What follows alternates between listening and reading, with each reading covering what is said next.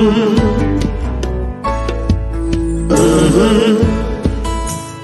the game gets rough and this life just seems so tough, make we talk, my people, make we talk. When this town becomes an ugly place, don't let it erase the smile from your face. Make we talk, people, make we talk. Conversation is the key, a guiding light for you and me. Spark a talk and you will see.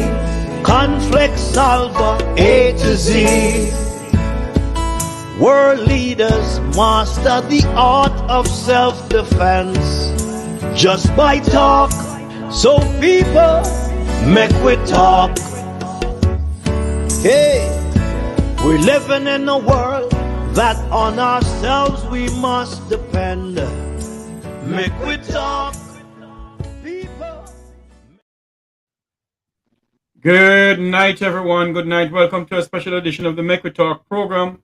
Tonight we have with us, no stranger to the Make We Talk program, Mr. Michael Williams, chairman of the National Democratic Movement, a Jamaican in his own rights, a man who don't mince words when it comes on to his beloved Jamaica.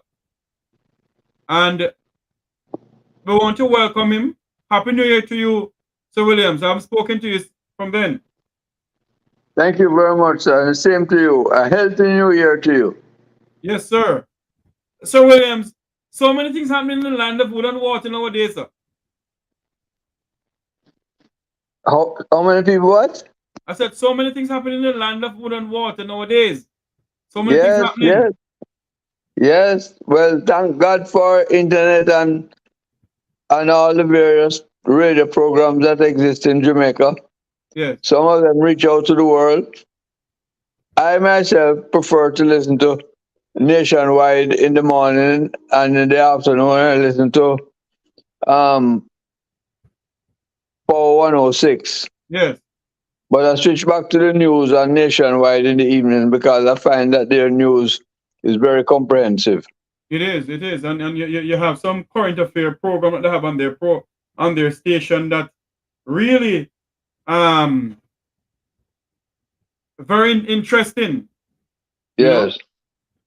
We're going to start out with, we have so many topics to speak about tonight. But we're going to start out with one main one first. We're going to speak about the 1.something trillion dollars, $1.6 trillion of taxpayers' money that is unaccountable for.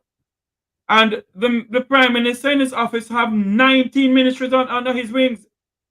But let us talk about what happened in the Parliament when Minister of Justice Delroy Cooke, speaking about the idea of putting stiffer penalties onto children who commit murder. Well-known Western member of Parliament, well-known Western St. Mary member of Parliament, rather, the Honorable Robert Bobby Montague, was heard in the background saying to Delroy, "Hang them, Delroy, hang them." My take on it is that they should bring back in capital punishment. Let us listen to what Delroy Cooke have to say, Sir William.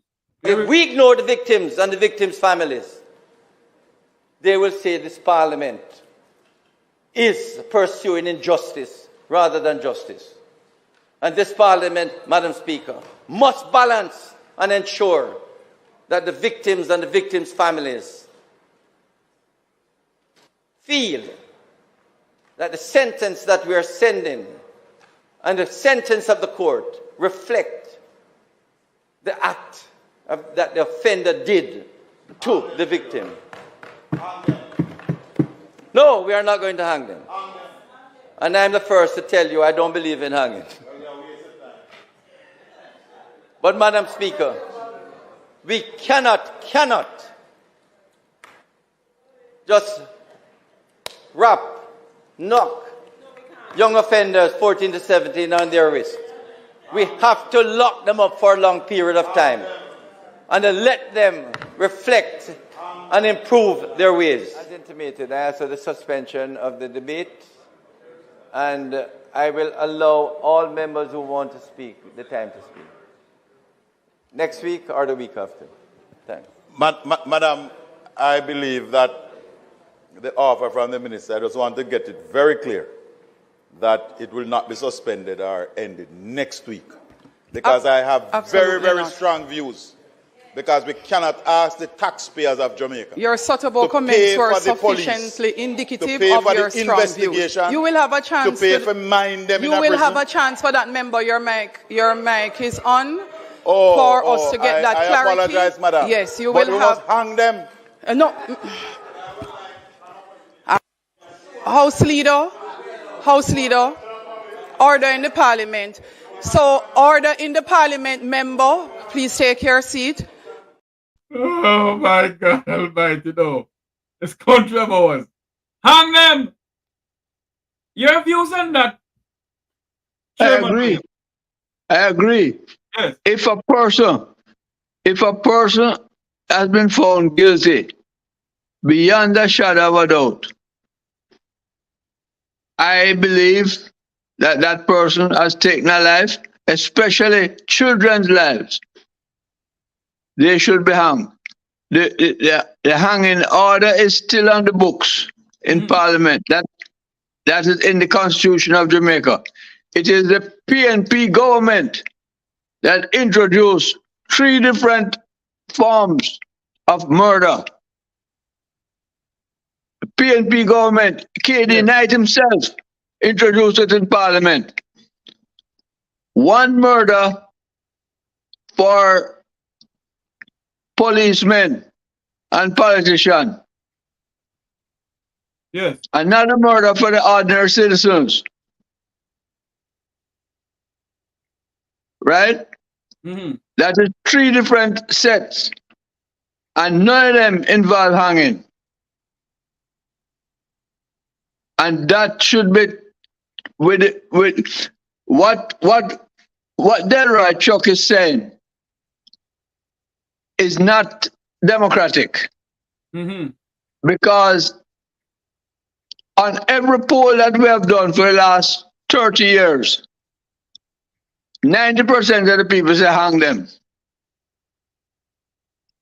And the last hanging took place under Edward Seaga in 1984 or 85 or something like that. Yes. Last man that doing the hanging in this country.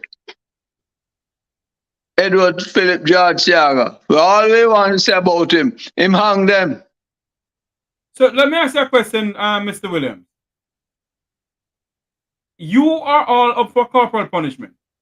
That's absolutely 100%. If you take a life, you give a life. Simple as that. Because based on and the murder rate has skyrocketed since Seaga hung the people them. Because after that, the PNP got into power and it was no more hanging. So you believe up to now, I hear the Prime Minister say on a platform that they want to hang them. And Delroy Chuck is coming to Parliament and saying, no hanging. Him can only give up vote as 1. If the majority of parliamentarians say hang them, he has to abide by that. And the people of Jamaica say hang them. Yes. Right?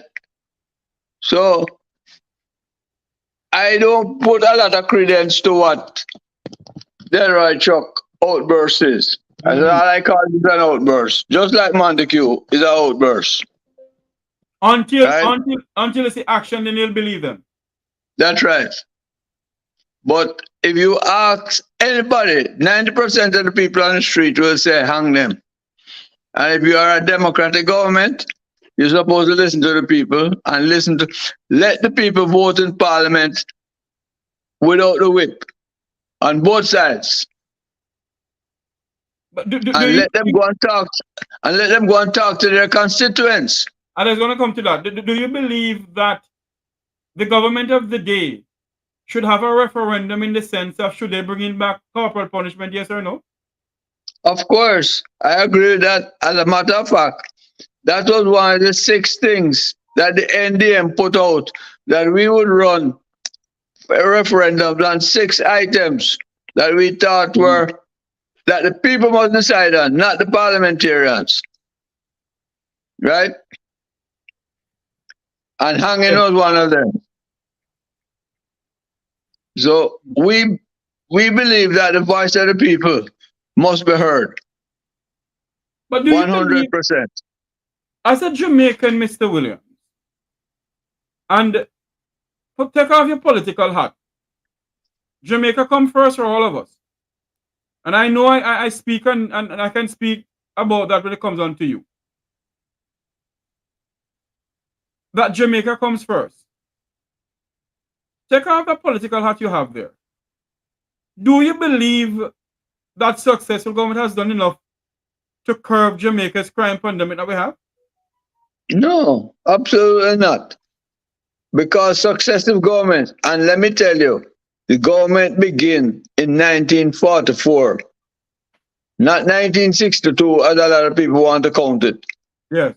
The JLP and the PNP has been in power and swapping power between the two of them from 1944. That is, well, I just said dog and monkey. I don't get into the color business. Okay, go ahead. Right? But the 2 things that from 1944 to 1962, yes, it was only Jamaican people taking decision on those 2 things. Mm-hmm. One was national security, and the other was education. Mm-hmm. And from that time until now, in education, yes, we graduating from high school. There are 2,300 high schools in Jamaica. mm-hmm, And we are graduated only 25% literacy. And when I say literacy, reading, reasoning, mm-hmm, and respect. Those are my 3 R's. Reading, reasoning, and respect. And do you think we're lacking in all of that? Of course. Well, if we only graduated 25% of the cohorts, yes, who can read, reason, and show respect. And what happened to the other 75%?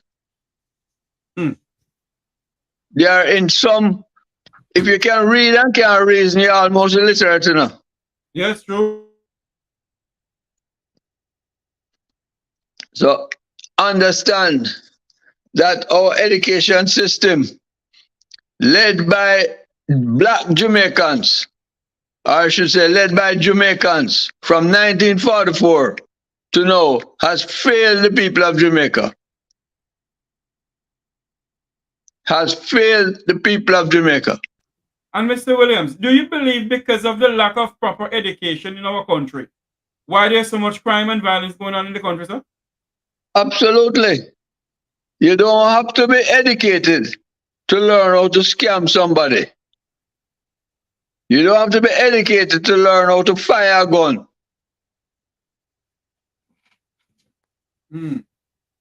Just remember that. Anybody can pick up the phone and call somebody in America and give them a nice sweet talk. Yes. The men call the woman, and the woman call the men. And they give them a sweet talk. And you get them money.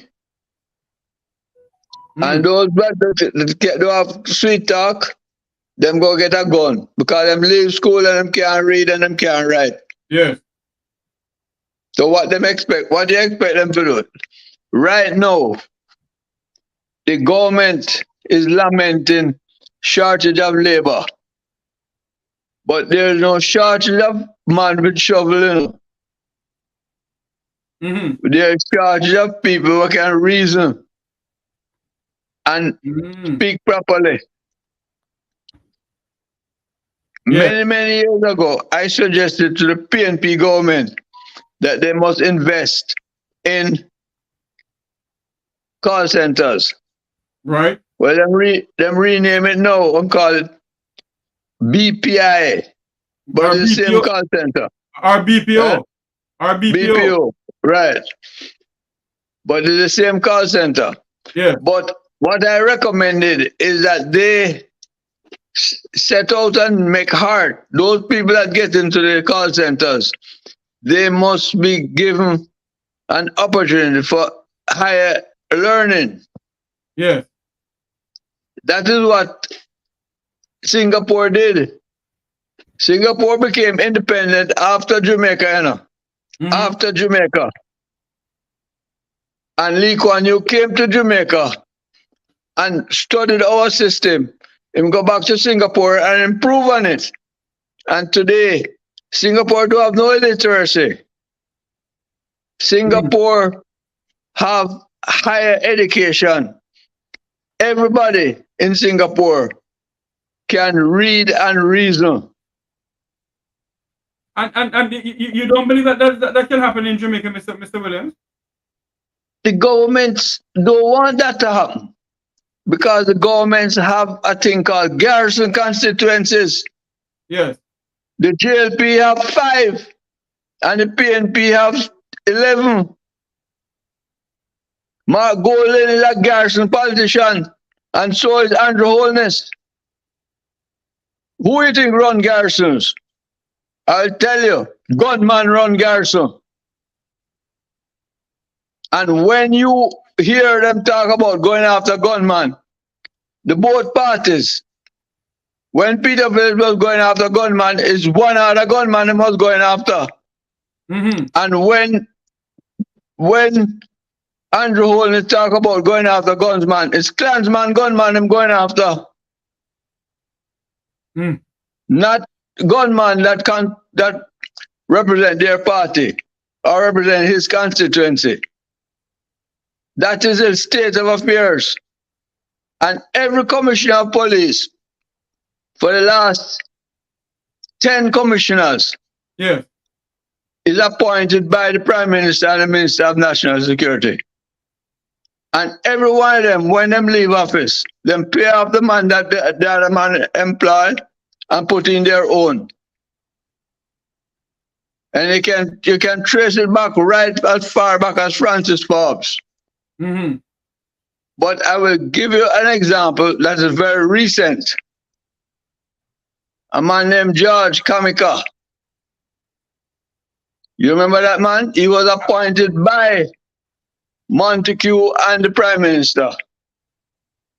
And they had a dance in Port Royal that blocked the road. Oh, yes, I heard about that. And no car could go to the airport. And 3 American Airlines wrote to the Congress and asked for an explanation. And of course, the road to the United States Congress. Yes. And demand to make an explanation. And it reached Jamaica. Yes. And the Montague was then the Minister of National Security. I remember. He wrote to Brother George. They appointed him. I want to say they appointed that man. Hold on. They appointed him. Hold on. Let us make this clear. Let us make this clear, Sir Williams. The administration of the people of the Jamaica Labour Party, led by Andrew Holness, appointed George Kamika. Appointed George Kamika. As commissioner. As commissioner. Go ahead. So when the 3 American Airlines, American, JetBlue, and I think Delta or one of them. Yes. Yeah, they had people that missed their flight because they couldn't pass through Palisades. I remember because a friend They, of mine, a friend of mine from the Cayman Islands, missed his flight too. A well-known yes, doctor here in Jamaica and in the Cayman Islands. right, Hmm. right. So when that happened, and the State Department gets involved, Yes. the Minister of National Security, Mr. Montague, he wrote to the commissioner and asked for a report. Mm-hmm. Dear man. And the man wrote a report and sent it back to Montague. But it was a full report. Mm-hmm. Continue talking. And Montague, Continue talking. I'm going to take this call. Go ahead.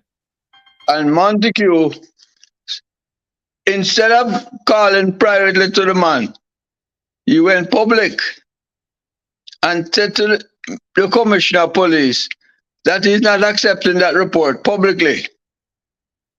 And the commissioner of report said, well, that's the report you're getting. And it ended up where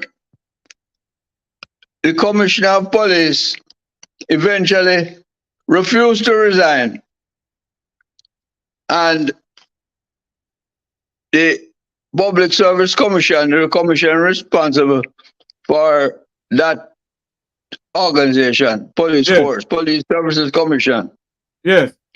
The chairman called him and talked to him and tell him that he do have to resign.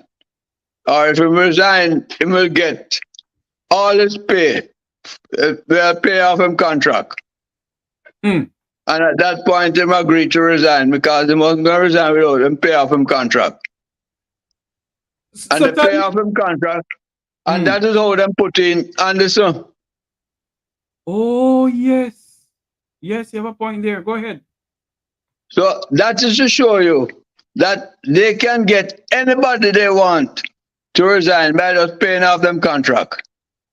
The same thing happened when Ellington was there and they wanted to put in Carl Williams.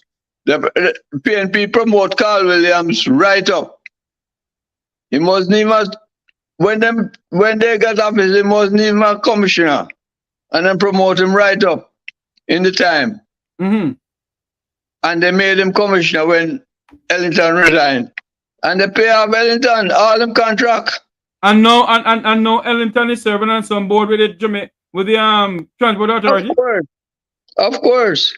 Ellington is still in good grace with the GLP. So the point I'm making to you is that until they appoint a commissioner of police, that have to answer to Parliament, not to the Prime Minister and not to the Minister. In other words, when they appoint him like Indicom or the Electoral Commission. Mm-hmm. Right? So they can just fire them and pay off them contract. But Sir Williams, do you believe that the Jamaican people deserve someone to be appointed? You don't believe that the police commissioner should be elected by the members of the JCF or by the Senate? We have to have a structured system, Mr. Williams. That can't work. Why that can't work? Jamaica is too small for that. Right? And we can't break up our police force. Need resources, badly short of resources. Remember, you know, we got 3 million people we have in Jamaica. You know? I know. 3 million people. Right? And right now, is big man run Jamaica. Who you think put up the money for the GLP and the PNP? You think them have fundraising? Or you think them have any business? One last election, each party got over $1 billion from the private sector. $1 billion? Big man run $1 billion to run election. Both the PNP and the GLP get $1 billion each. Yes, over $1 billion. My God. And then from the private sector. Yes. So it is not a cheap thing to run election in Jamaica. Right? So those people have talk. And we don't have none. That's right. That's why we have to That's why we have to tread carefully, and we have to talk about garrisons, and we have to talk about who is going to be appointed as commissioner of police and how it's going to be appointed. Because we don't have an American system. We have a Westminster system. Yes. And within the confines of Westminster, we can do certain things. Right? Just like how we appoint Indicom as an independent commissioner. Mm-hmm. We can appoint the commissioner of police as an independent commissioner. Yes. Right? And just like how we appoint the electoral commission. And we see those organizations work in the interest of Jamaica. Right. So we don't have to reinvent the wheel. We just have to continue building the wheel to other areas that are critical. And the same thing we can do for education. Neither the GLP or the PNP is interested in genuinely educating the people of this country. Because if they had done that, hold on 1 second. Yeah. David, I have to call you back on a radio program. I'll call you back. Yeah. So I'm sorry about that. That's all right. Go ahead. So you see, where the people are guided by their own interests, we can force the government to move forward. Right? That is my contention. Right, but let me ask you this question, Sir Williams. Do you believe that the people of Jamaica has had enough of these two political parties? Well, absolutely. I in my years that I've been following politics, I first joined the PNP, in 1972. I joined the PNP when I returned from Canada, because I migrated to Canada and I couldn't take over there. Yeah. So I come back and I wanted to join the PNP because at the time, in 71, 72, the GLP was very corrupt. Mm-hmm. And I couldn't get a vote. But I joined their party. But as they win in 1972, they became corrupt. And I ended up having to leave the PNP because of that. And 5 years later, after the state of emergency, I joined the GLP because I thought that things would be different. And I found out that the two of them is the same. The same. And under the 22 years of the PNP, that is when corruption in this country became institutionalized. Under how many years, sir? Go ahead again, repeat again for me. 22 years of the PNP in power. Yes. 18.5 years straight. With PJ Patterson. With PJ Patterson. And that is when, listen to me, when you go into a ministry in the government at that time, even the telephone them was orange. Everything in there was orange. My God. Yes. So that, at one point they were dubbing the country as a PNP country. Of course. As a matter of fact, Pigalle said it. This is PNP country. You remember when the incident with Trafigura? Oh yes. And and because you get a paper bag with $40 million in it. I remember. And him said that was chicken feed. Yes, he said that's chicken shit. Yes. That is how that them people that was so corrupt. That $40 million was chicken feed to them. While the people of the country need that 40 million. Oh boy, I need much more than that. And I want to tell you, it has come out now through LAMP and other organizations. Yes. And the Auditor General. If you were to look back on 20 years of Auditor General's reports, go back through the PNP and the GLP. Every time she made a report, and it's not the one Auditor General, it's more than one before her, she identified a whole heap of breaches. I remember one breach that they identified at Petrojam that came to billions of dollars. And the man at Petrojam at the time, he said that is nothing because we can wipe that out in a year. And he did. Paul was the minister at the time. All he did is hack up the price of the gas and wipe out that loss. But that loss was steeping loss because they had a pipeline from Petrojam to Greenwich Farm. To where? To Greenwich Farm in Portia Simpson constituency. And when the divers go down there, them killed 3 divers. Because the divers identified where the pipeline was. So in other words, they were thieving taxpayers all through Petrojam, from Petrojam? Yes, yes. And the pipeline runs straight into Greenwich Farm and they had a filling station there. You don't remember these things, you know, but I am here to remind you because I have a long memory and I live long. Right? That was Greenwich Farm was in Portia Simpson constituency at the time. Still is. So let me ask you a question, Mr. Williams.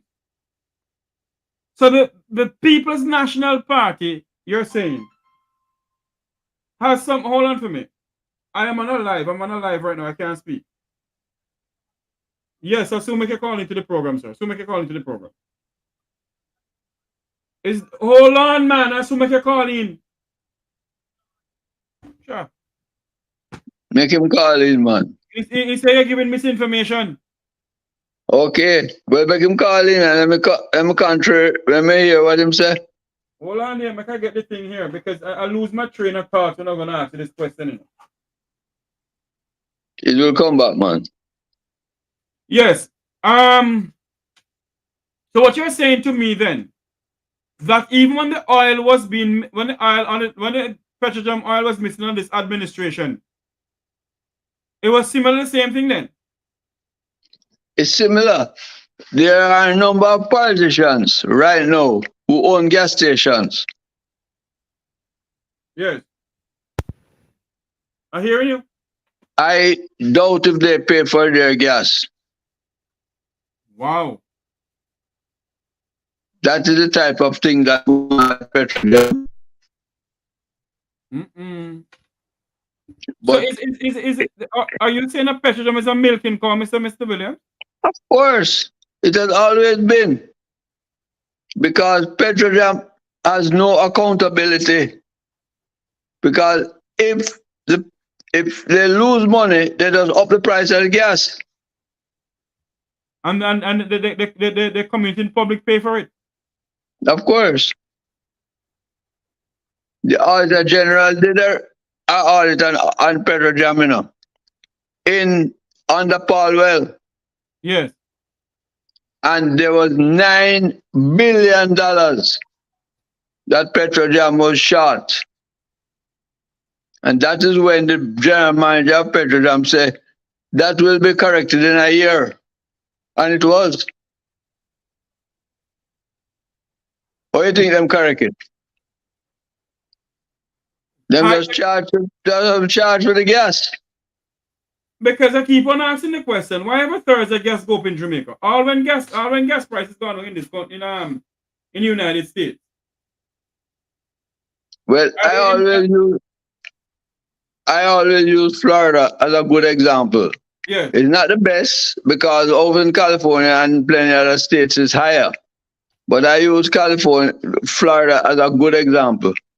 Every time the price of gas in Jamaica is always higher than Florida.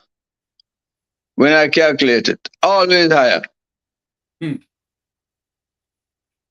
So, Mr. Williams, in all of this then what is going on, are you saying to me that corruption will never stop in Jamaica, sir?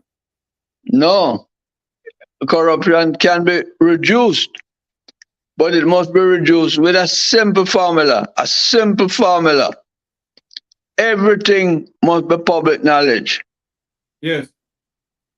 Anytime you shine the light on darkness, everything run. Yes. If we shine the light on every single ministry, you know, I tell you how corrupt these politicians think. Before the election, Andrew Holmes was saying that 10 years was the time that public documents could be kept secret. Right. It's 20 years in America, but he was saying 10 years in Jamaica.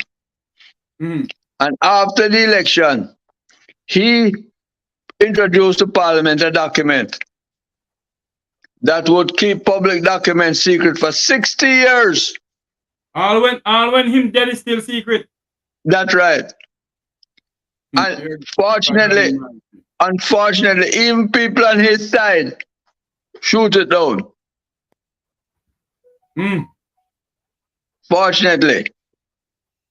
But just like how him promised fixed dates for election before him get into power and change his mind, that is what he does. That is corruption. But the GLP, the PNP never even promised that. Them don't promise no fixed date for election. But right now, there's an opportunity for the GLP to fix the date for election because they have the majority in Parliament.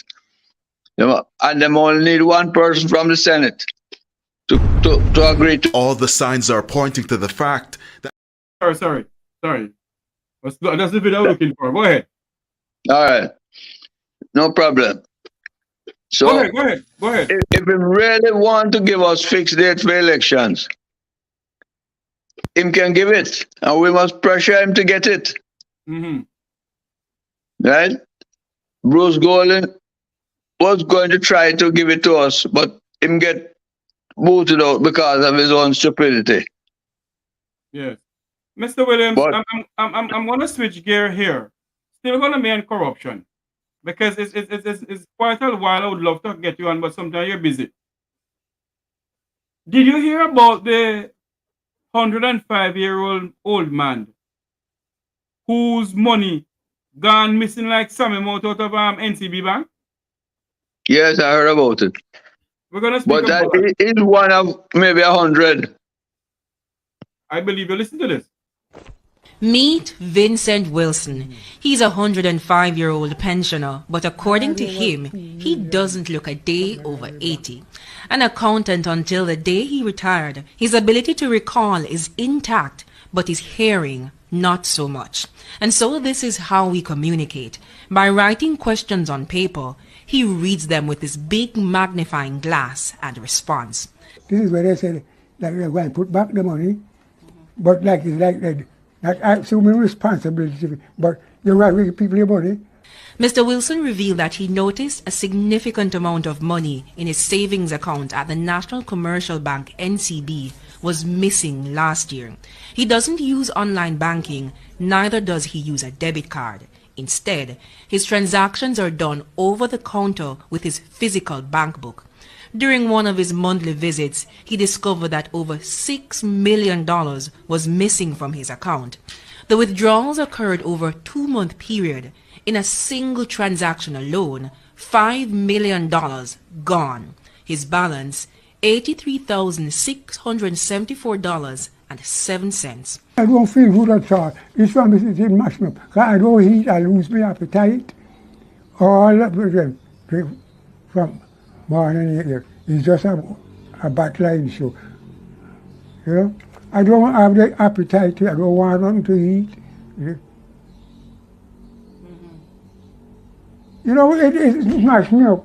And the book itself there is where I'm supposed to be buried from. TVJ News sought a comment from the bank about the matter. However, its policy doesn't allow for it to give out personal customers' data. Head of NCB's Fraud Prevention Unit, Dane Nicholson, said he would look into it. But for Social Development Specialist Dr. Peter and Baker, it's financial abuse. Elder abuse, especially stealing the money that they worked hard for or making it hard for them to get access to it, is one of the worst things we could do to the self-respect, the dignity of an older person. You fought so many battles that you're kind of, you know, why am I going to go and fight this one again? And so, we asked Mr. Wilson what has kept him going. The father upstairs. Because every Sunday, believe me, I have to get prayers in church. Sometimes it looks strange, but I go. I want some personal prayer. Vincent Wilson has since received a portion of his money back. Coupled with it is a signed document from the bank indemnifying it of any future legal actions. Jamila Maitland, TVJ News.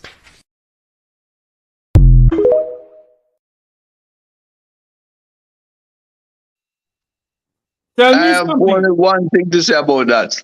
Go ahead. That is an inside job. Why is it an inside job? Because the man don't do online banking and them don't have a debit card. For And those two reasons, the bank knows it's an inside job. But them still rob him because them give him back owing some of the money and make him sign an indemnity letter.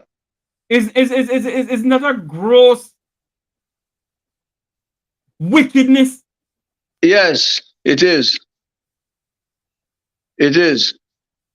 You know, I'm yet to ask a lawyer. I'm gonna ask a lawyer friend of mine if there gonna be anything that this old man can do, because if NCB have him sign that, that means that's it for him. Yes. No, it's not a lawyer you need. The lawyer, them not going to take up that case without millions of dollars for fee. You need to carry that straight to Andrew Holness. Then what do you think him not do? You have to embarrass him. So you don't think him hear about what is going on at NCB? No, you have to confront him and embarrass him. They are the ones, NCB and BNS. Last election, Yes. they gave, I think it's $8 million each to the GLP and the PNP. Mr. Williams, people are asking the question if you show what you're saying, sir. Yes, I'm sure.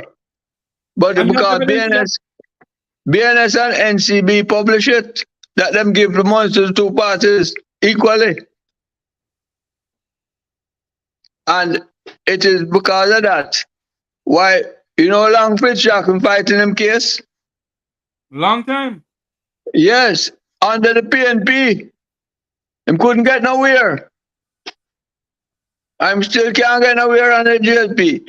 What him need to do, and I recommended this to him long time ago, he must set up a thing with the backbenchers of both sides.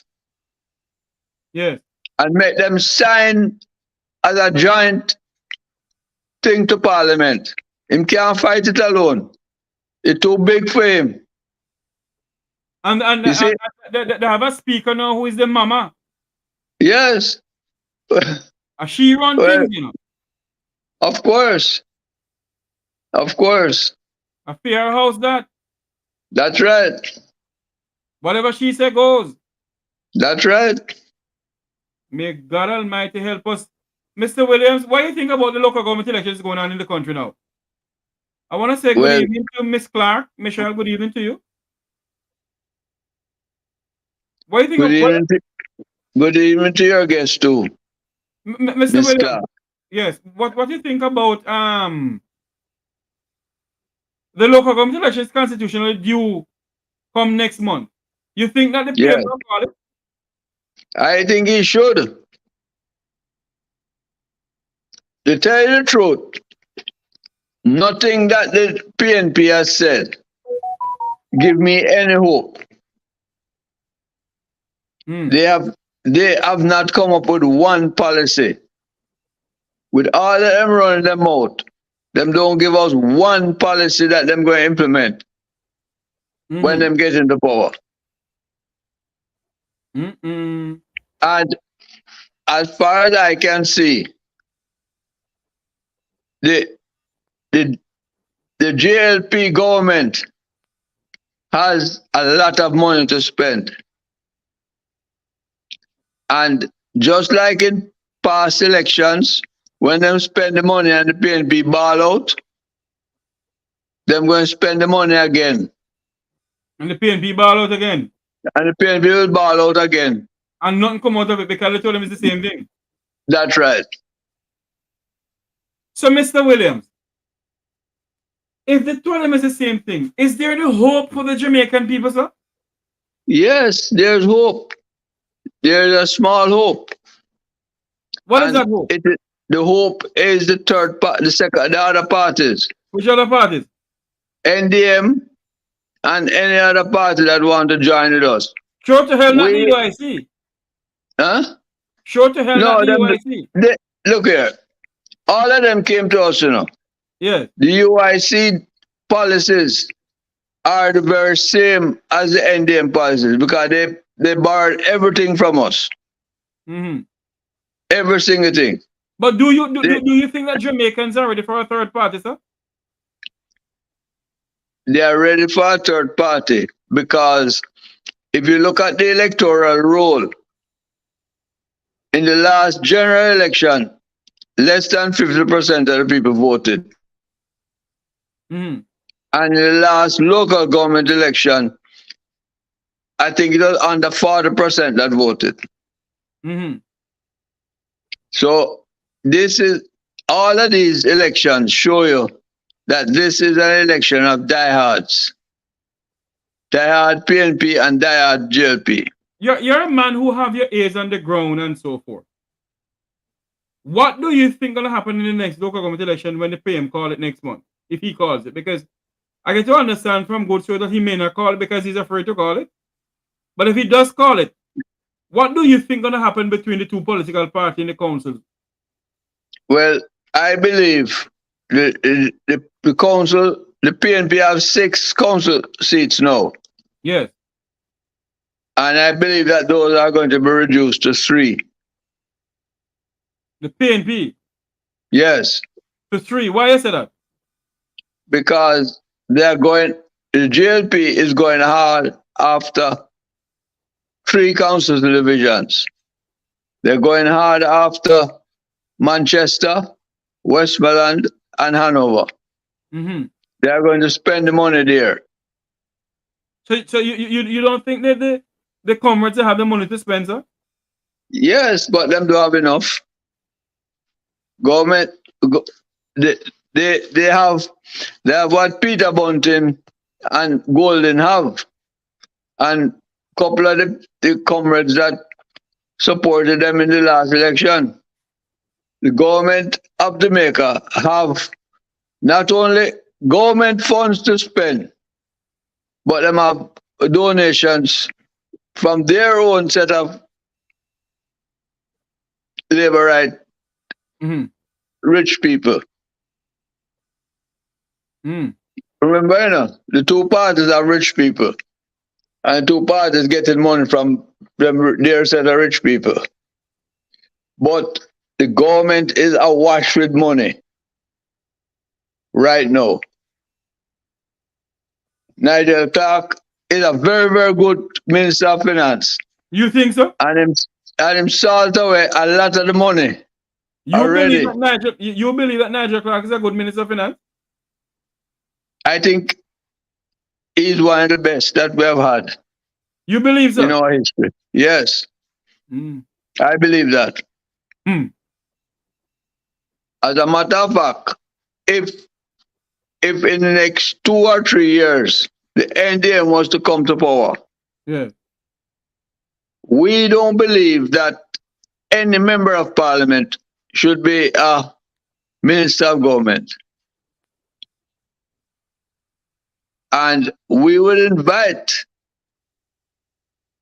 Nigel Clark to become the Minister of Finance under our system. I would advise you, is it? I would Yeah. advise you. You wait very good and look into it before you say that. Well, I've only said that because of history and performance. Nigel Clark was never a strong Labourite, you know. His entire family is PNP. Yes, but when they kill Keith Clark, what happened? But I believe that he can also be a good Jamaican.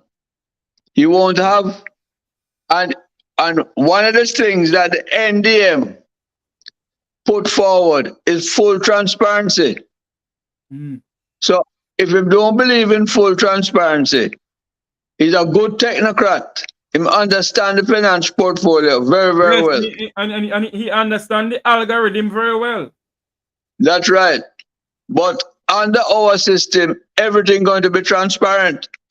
So if him take the job, him going to have to take the job with knowing that everything is going to be transparent. Mm-hmm. And he will not be an MP. He will have to resign his job as an MP. Yes. Because that is the NDM, what the NDM campaign under. No member of parliament can become a cabinet minister. And we are going to reduce the cabinet to 12 people, 11 people, and the prime minister. And the prime minister must be elected by all the people of Jamaica, not by parliament. We are going to make the people. In other words, Mr. Williams, you're saying that we need constitutional reform then? Absolutely. That is the main thing that we need. We need constitutional reform. Mm. And that is what we are going to be campaigning under, constitutional reform. Mm. The people already agree. The majority of people, with all the polls that they have done, agree that they want to elect their own prime minister. Yes. So we are going to give them that. We're going to allow them to elect their own prime minister. And we already know that no man can serve two masters. So the people will either serve the government as a senator, or they will serve their constituencies as member of parliament. Mm-hmm. That is what we will campaign under. Constitutional reform, 100%. So Louis Barton, you're online with us. Check your WhatsApp. So Louis Barton, I'd love for you to join the conversation.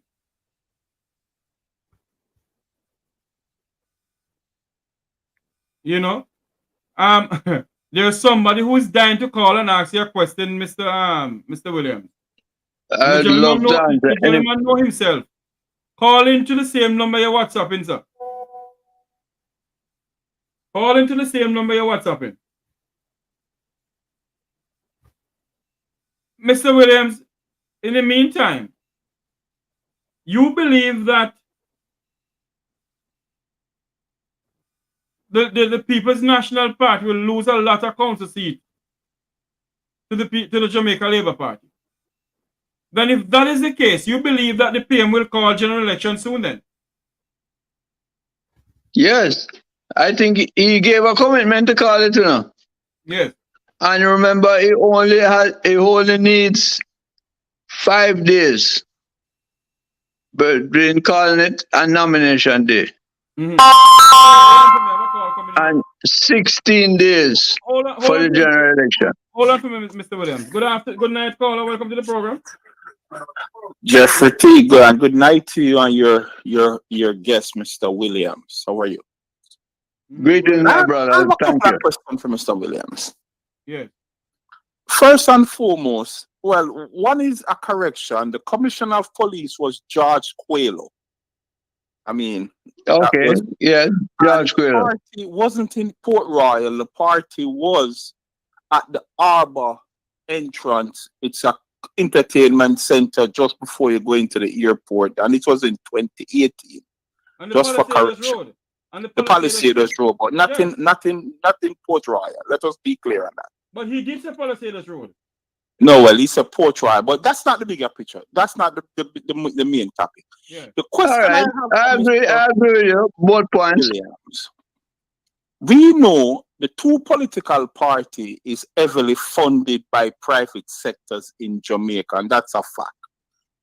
And he's saying that if the NDM get into power, how will he be funded to run a political campaign to beat the GLP and the PNP? Where will he be getting his funds from? Hello? That is the $1 million question that I am trying to find.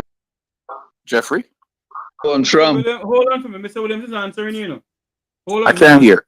You can't hear him? No. Can you hear me? Hold on. Can you hear me now, Mr. Barton? Hold on, Mr. Williams. Hold on. I'm hearing. Hold on, Sir Louis. Hold on. You're hearing now? Hold on. Go ahead now. You hearing me now, sir? Yeah, I'm hearing Yes, sir. you now. Yes, sir. Well, I will give you a story. I went into me and the president of the NDM, Peter Townsend, who is an attorney at law and an insurance broker. We went to see a big businessman in Jamaica. And when we outlined our program to him, he agreed with everything. I agreed to give us a certain amount of money every month for a year. And take out him checkbook.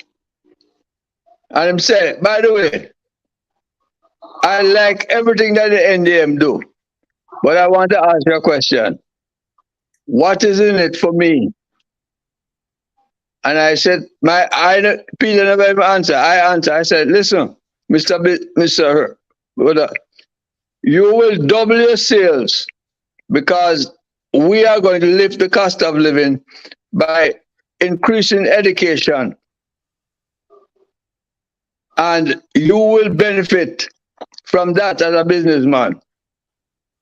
He said, no, man, you don't answer the question yet, man. He said, what is in it for me? I said, Jamaica will be a better place. And he just close the checkbook and say, oh, the guy's not ready yet. But exactly so, Mr. But we stick with that. Because, we stick with that. But Mr. Williams, that's exactly the point where I'm going. I am not saying that the NDM don't have good policies to put on stream, you know. But to the state of how Jamaica political climate operates, if you don't have money getting money from private sector to run political campaign, your party will not go nowhere. And the question I want to ask for you, sir, the question I want to ask you, is the NDM willing to disclose donors who are funding their political party? Are you willing to disclose that? Every one of them. When we start on the let me answer you. Hold on. Let me answer you. When we were at the Electoral Commission in drafting the political donation part of it, our proposal was anything over $10,000 must be disclosed. You know what the GLP and the PNP gang up on us and agree to? $1 million. Well, exactly. but because the main purpose of that, sir, neither the GLP nor the PMP want to expose where they are getting their campaign monies from. Because think about this. Think about the companies. We don't need to call in the company's name right now. There are Not companies calling in it. Jamaica that no, I'm not saying. We're not going to do that. There are companies in Jamaica that pose that print their income and their profit and loss. And every quarter them come out and tell you how many billions of dollars they have made for this quarter. Just think about that. Just think if they use 1% of their profit to invest back into the inner cities of Jamaica, how they could turn around a country and uplift the state of living, the social fabric of those people. But guess what? They rather donate the money to political parties, which is the GLP and the PMP. And I want you to take a look at it, I want you to take a look. Look when they are cutting ribbons. Look who are the people there cutting the ribbons. Yes. Who will be the benefactor of such businesses? You hear what that businessman asks you? What is in it for him? So because let me ask you this question, though, caller. Are you saying to me that you will condone corruption in the country, sir? No, I am not saying I'm going to condone corruption in the country, but whether or not you want to believe this, yes or no, if the PMP get into office tomorrow, the corruption continues. The GLP office today, the corruption continues. Why? It's not the GLP party is corrupt enough, nor the PMP party is corrupt enough. It's we, the people outside of the political process, especially the ones that wield strong power in Jamaica, in the society. They are the ones who corrupt the politicians. Yes, caller, I have to tell you to call back in because I have two other guests here waiting. Perfect. Thank you. So thank you for calling in. Good. Good. Okay, brother Louis. Yeah. How you doing? Hold on for me. I have with me Louis Barton and Luke George Cooke. Louis Barton is the president of JATU. How you go again, Mr. Barton? Jamaica Association of Transport Owners and Operators. Thank you. And I have with me Luke George Cooke, human rights activist. Welcome to the program, gentlemen. So Lou, we're gonna start with you. The level of well, let's say there's no corruption going on in the country at all. Yeah. Your views on it? Well, to say that is ridiculous because it seems as if all the countries in the world is tainted by corruption, and then we have to more or less define what is corruption, because are we talking about corruption where if I'm in a bank line and somebody come from outside and go to the teller who he knows and the teller takes care of him, that is corruption because you're breaking the rule. So I'm saying we always talk about corruption, but there's no definition of corruption. Because if you don't define the corruption, then you don't know how to punish these corruption or how to fight against corruption. But away from the corruption, gentlemen, I want to throw something else in this whole mix, because corruption is probably like the base of crime. How do we fight crime? And my friends always say that I still living in the 70s, right? Because I really believe that the community must be involved in an active way in fighting against crime. I am my first defense against crime, you know. When a gunman coming to me on a personal level, I am the one who must must be strong enough and must be brave enough to fight against him. And I'm going to Yes. call my neighbor and say, well, this person is always attacking me. Let us join together and put a stop to him. And then that is extended to the Citizens Association. And then at a certain point, you're gonna bring in the police. So I'm saying that the corruption that exists should be tackled and tackled from I as an individual, which we then extend it to the community. We won't be able to deal with this corruption and crime most of all if we don't get the community involved in this. It's the same thing Mr. Williams was saying. Luke George Cooke, welcome to the program. Jeffrey Tavares, good evening to you, your fellow guests, and your audience. We can hardly hear you, Luke. You're muffled. I'm tired. Good evening to you, Mr. Tavares, your fellow guest and audience member. Yes. Good evening, sir. Mr. Cooke, we start off this evening with the idea of the calling Bobby Montague calling for hanging. And we continue with the whole thing of corruption and local government elections. In a summary of all of it. Pardon me? Well, Jeffrey, hanging is always an easy solution when you don't have any solution. But hanging will not take care of the problem, because if you notice, this generation is not afraid of death. In fact, they don't run when gunshots are fired in the next direction. They run towards the gunshot. And it tells me that they have very little value for life.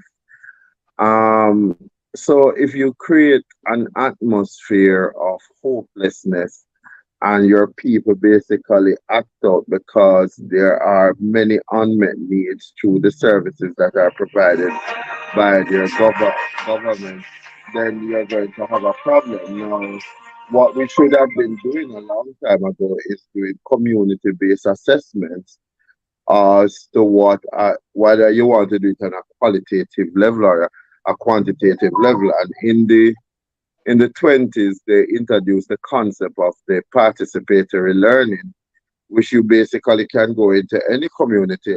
I'm sure Michael is aware of what I'm talking about. It's a model that is commonly used by the SDC. And so you go in there and you talk about the problem tree.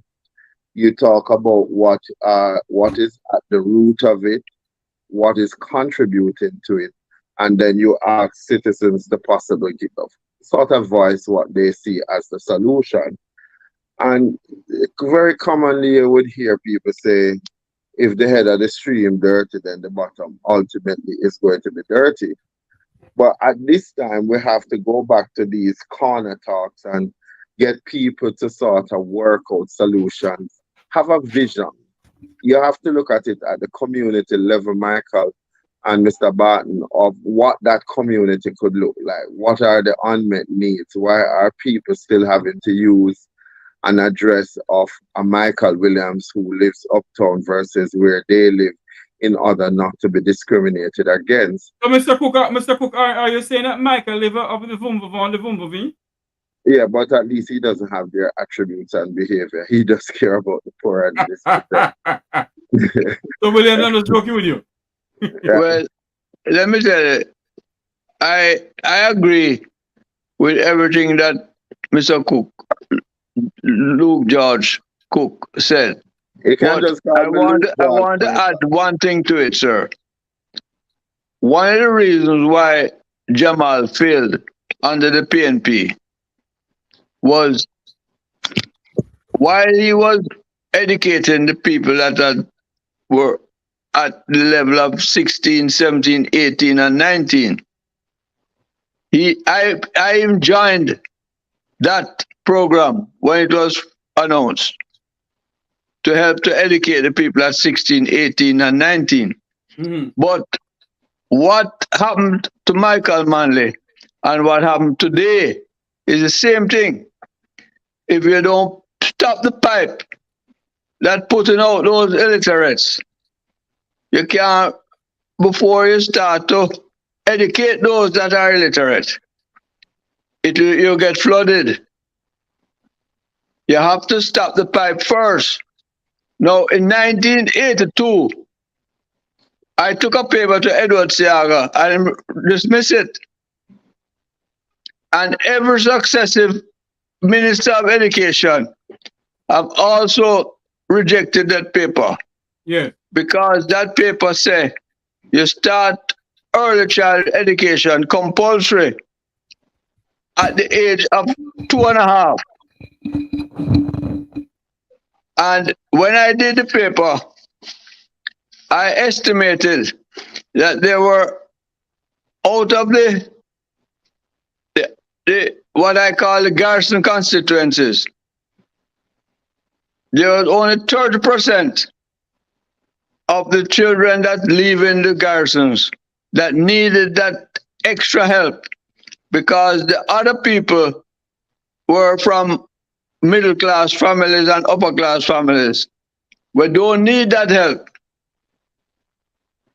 And I could not sell that to anybody, from Andrew Holness, from Edward Seaga to Mavis Gilmore to Andrew Holness, coming on to Ronnie Twaits. None of them would buy that argument. And today... Did you try to sell it to Maxine Henry Wilson? None of them.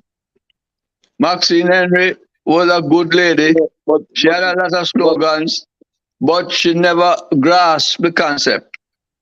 But you know, Mr. And until you plug that hole, you'll be talking to the people in all the areas, but the flow of people coming out of it. You know that in 2023, June,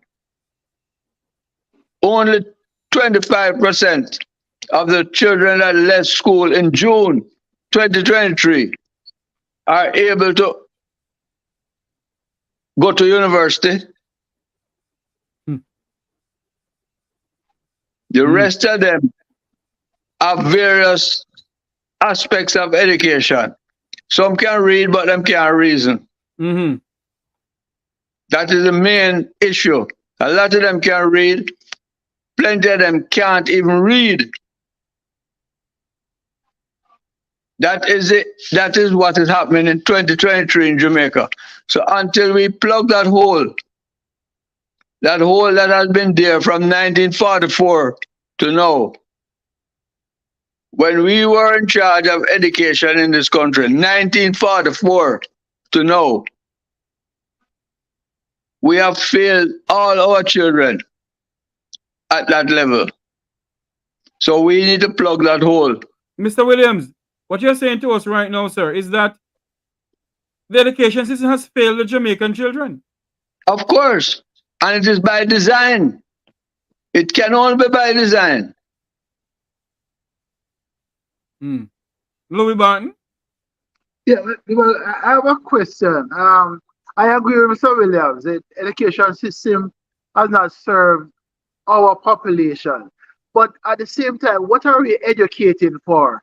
Before I came on the program here, I was listening to it, and I wrote a question asking Mr. Williams about the NDM and a policy as far as nuclear energy is concerned.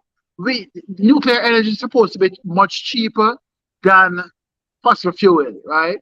Now, is the NDM willing to support using nuclear energy to transform our bauxite into aluminum? But to do that, you need a proper education. And the system that we have in Jamaica, we turn CAST, CAST, that was the College of Arts, Science and Technology, into an academic institution. It is now training not scientists or technical people, but artists and people who cannot make things. So I'm saying the education system that we have in Jamaica is not catering to what we have. We can't live on tourists alone. I'm happy that you can get all these tourists coming into Jamaica to keep us alive. But we need to train scientists, the technical... Hold on, Mr. Bond. Mr. Bond, Do you think that the tourists is keeping the Jamaican people alive, sir? Yeah, because that is where we get our foreign exchange right now. How many Jamaicans is it keeping alive, sir? No, I'm saying that the tourists. At one point, I heard a news clipping from the St. Anne's Craft Market Vendors Association president is saying that when the tourists come to the all-inclusive hotel, they hardly come out. When they do come out, it's shebang. They can't get in the body. Yeah, but that is true because I've seen that most of the tourists who go to the all-inclusive, they stay inside. I've seen them inside, right? But you have a number of tourists who is coming to Jamaica and is in the Ocherias and the Palmont, and I've seen tourists in Spanish Town. I'm a Spanish Townian, you know. So you have people, and tourists don't only mean the white people from America or Europe. Tourists also means the Jamaicans who return on to have a vacation during their vacation. No, hold on, Mr. Barton. You mean the Jamaicans who some members of the Labour Party dubbed by saying they are the one who's tearing down the brand Jamaica? Those are the people you're talking? Well, no, I don't want to put any party spin on it, right? I'm just saying there's an increase in tourist arrivals in Jamaica. The government put out that report, and I believe it and I accept it. Now, I'm saying that if that is so, then some Jamaicans, I think there's a economist who is saying that is only 40% of the tourist dollar is kept in Jamaica. If that is so, then the more tourists we get here, is the more we'll get.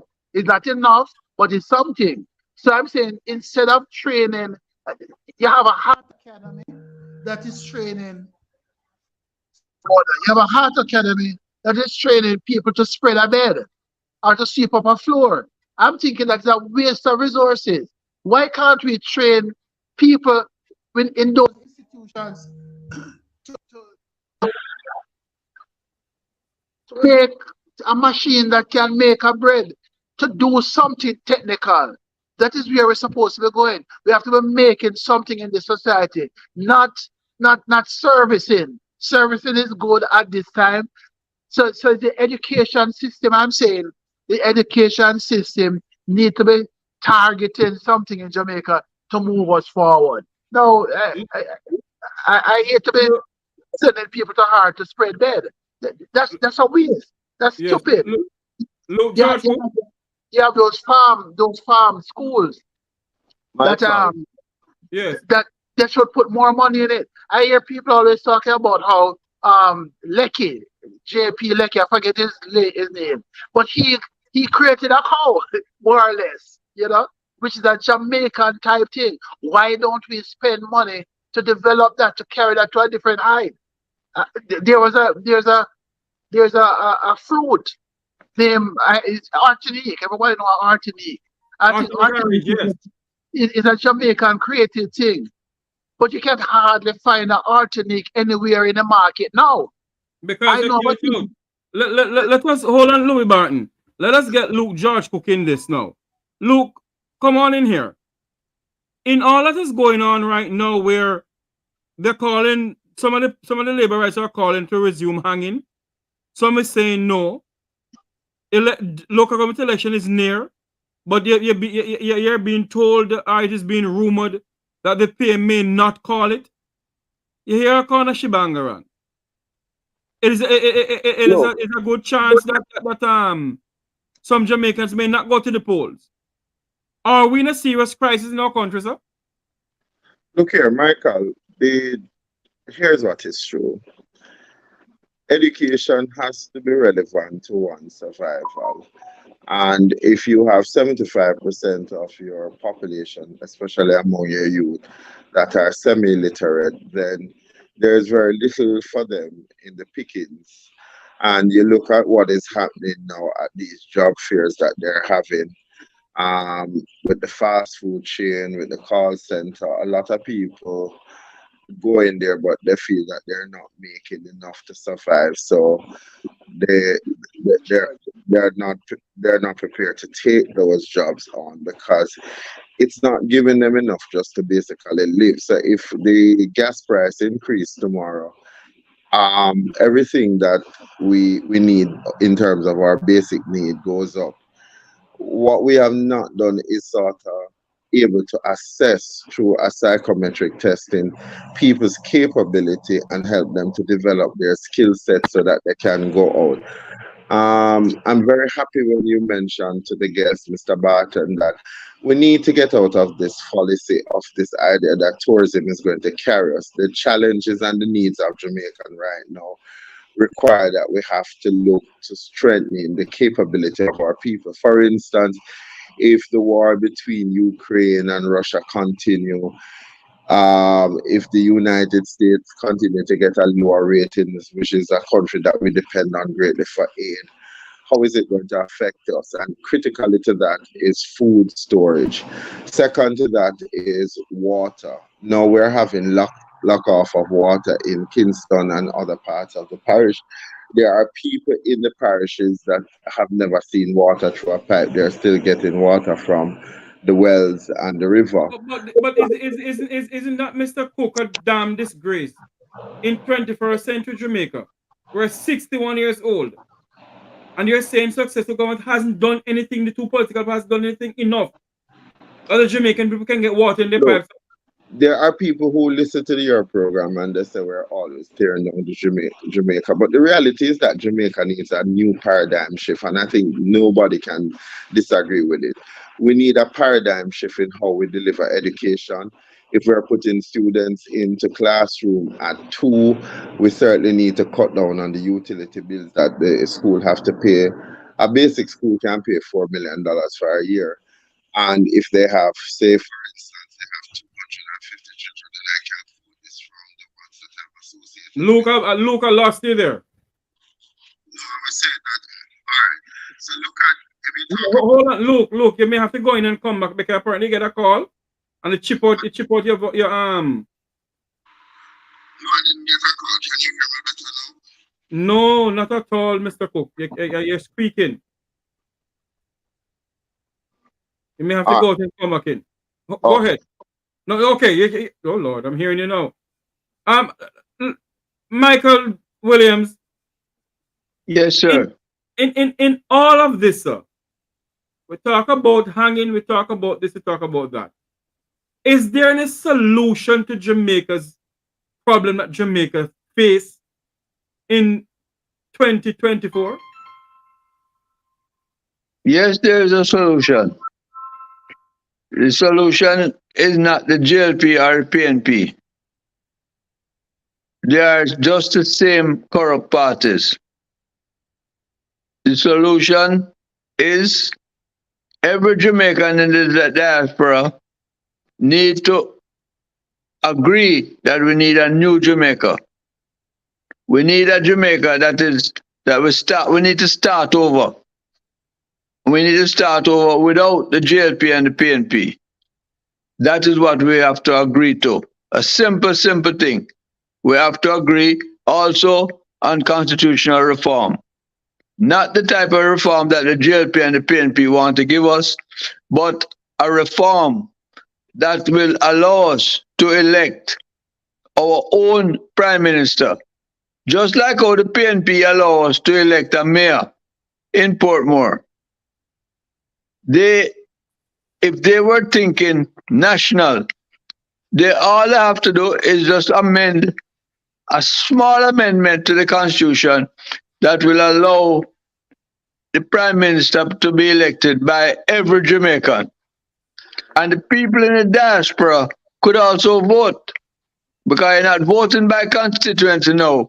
You're voting for one person from the GLP, one person from the PNP, one person from the NDM. And you look at the policies of each person, and the people of Jamaica elect that person.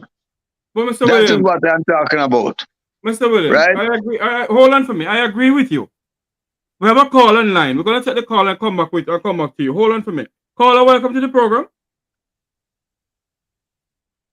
Hold on for me, Mom. I can hardly hear you here. Hold on.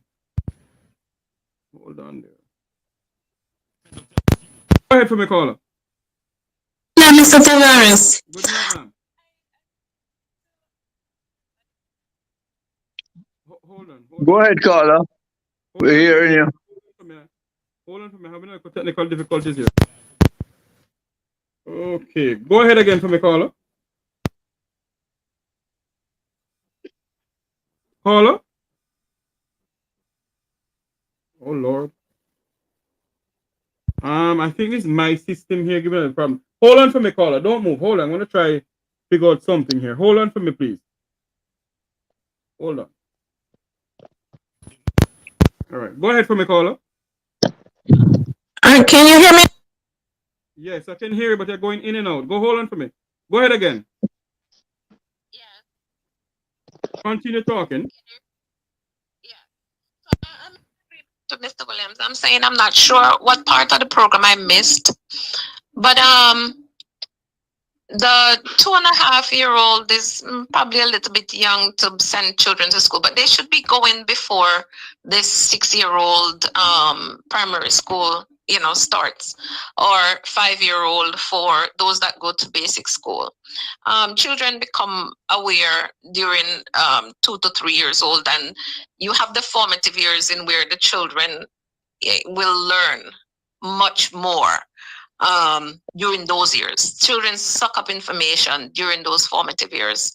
And at that time, you have them at home. They may be just hanging around the neighborhood, maybe staying home with a grandmother, stuff like that.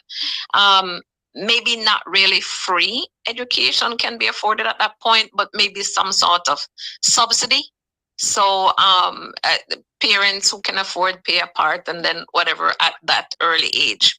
I want to mention too about what was said about the service industry in the hotels. I was listening to a presentation being made by the Prime Minister of Jamaica to Where are you calling some from, school caller? students. Yes. Where are you calling from? I don't wish to disclose. Okay, go but ahead. I keep abreast on most issues. I'm a Jamaican, and I was listening to the Prime Minister presenting to a group of high school students. I don't know why he has been going into the high schools to present to students, but it seems like I've listened to 2 of those kind of presentations, and it seems like some form of indoctrination where he's talking down to these students and letting them know that it doesn't matter what work they do, but they need to think about working in the tourism industry because that is doing well. However, so one of the presentations, a head girl asked him, what about the students who go on to 4 and 5 years in, say, a university? What become of those students? Does he expect them to go work in the hotel or a call center? And he basically low-blowed the student, the head girl, by saying, oh, yeah, well, that is so, but you have to think that these kind of jobs, that any job is a good job as long as you do it well, and telling the students that working 9 to 5 is not just put in production. They have to try to put in a little bit more to be more productive. That seems to me like you're going into the high schools to groom these children for the hospitality industry. And I don't think that's fair that's right. You're not telling students to reach for the stars and to aim high to get a good job. If you fall on the clouds. Now you're lowballing these students, telling them that they're to gear up themselves to go work in the tourism industry, and telling them that any job is a job and any job is a good job as long as you work and put in more hours. A person who is going to work 9 to 5 is tired and ready to go home. Why is this man going into schools and grooming our children? So and telling them to work in the hospitality industry? So like that's the only thing to do. There's rum. Hold on. There's rum. There's banana. There's yam. There's coffee. There's bauxite. There's orange, like the man said. There's all these other resources. There is wind resource In Malvern, in St. Elizabeth, there are wind turbines that are used to be producing electricity. We need to have more of that. We have a sun, we have all year summer, so the sun can be used as resources, more solar power. So I don't know why he's grooming these children for the hotel service industry. Like that's the only thing to do. Thank you for calling in, caller. So, Michael, I agree with that caller 100%. Hold on to me, caller, Mr. Williams. Answer. Oh, go ahead, Mr. Williams. Yes, I agree with that caller 100%. One of the things that we recognize is that all the heart academies are geared now to the hospitality industry and the trade industry. Yes. But at the lowest level, they have not designed any programs, either at the University of Technology or University of the West Indies, that will train people. Hold on for me, Mr. Williams. Caller, good night. Yeah, good night. Good night, Brother Jeffrey. Good night, sir. You're live on air. We cut off Mr. Williams. We'll go for Mr. Williams soon. You have anything to contribute to the program, so go ahead. Yeah. Well, I was saying that Mr. Williams and your guests, them, good night. I'm calling from Belgium here, and I'm telling you, when I was down in Jamaica and read the NDM manifesto in the 90s, and what they were promoting with the education, I think that was very good. They were promoting early childhood. And I see the government don't done nothing for, not this government, not the other government, none of them done anything for early childhood. Only person for 27 here I see done anything for early childhood is the guy named Fly Green. He should be the Minister of Education. That guy get 156 school certified as an early childhood. And where in the previous time in St. Elizabeth? No, man, in Jamaica. Yeah. I agree with the caller 100%. Fly Green should have been the Minister of Education. That guy, I tell you, Mr. Patterson, they say going to do something for the early childhood. But then I don't know if any of these guys know that. And they take some money from, I think it's all in trust. $5 billion, caller, $5 $5 billion. And it's like the money just not old. Hold on for me, caller. Mr. Williams, how much is it? $5 billion. And give it to a lady named Marie Sams Vaughan. Right? Somebody close to him. And she do nothing with it. She blew it. My. Go ahead, caller. And the thing is, and during that time, I think it was just 56 early childhood was get certified.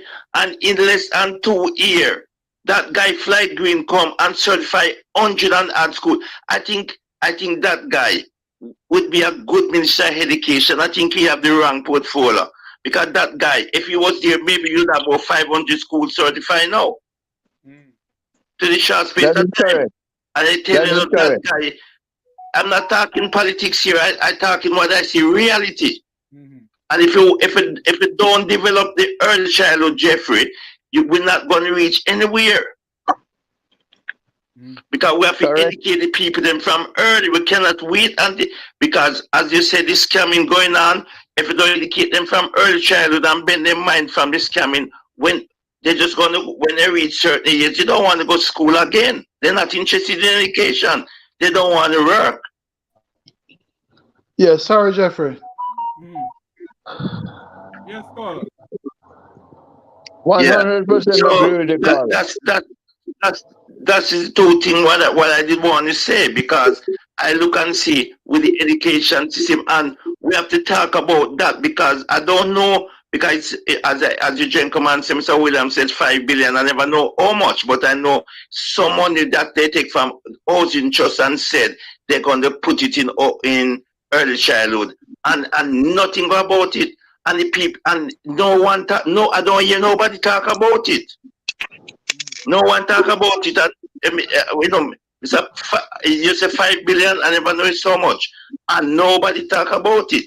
And I said to you, said, this young boy, the fly green, as he come and get 100 and something school. Because my mother was a teacher. And I know but what Jeffrey, it is. Jeffrey, Yes, please just tell the callers that certifying schools but not giving them resources don't make no sense. Because the early childhood it's $30,000 $35,000 an early childhood teacher get from the early childhood commission in salary. Might be a little bit more now. No, And that is what is called a pre-trained teacher. no, well, and we need to say, Michael, at the early childhood level, those teachers don't need to get a certification from Hartrust and a level 3 certification that basically trains them to be like nannies more than teachers. They must But go that's on. what they are. That's what they are. But Luke, it requires Luke, a I can little say bit. something to you. I can say something to Luke, Mr. Jeffrey. Yes, go ahead. Yeah, look what I'm saying. But remember, the government coming with this system now where 1 degree teacher have to be inside the early childhood in every early childhood school now. Remember, I said that is compulsory. They have to have That is 1 a school degree that is teacher. certified. One That is teacher for with the degree. certified schools. Yeah, but Carl, I'm agreeing with you. But early childhood requires more people that have you have to have more trained degree teachers. If you look at the curriculum, it requires people who have the level of training and creativity to capture the imagination of children. Remember, it's not like when you and I went to school and we learned by rote.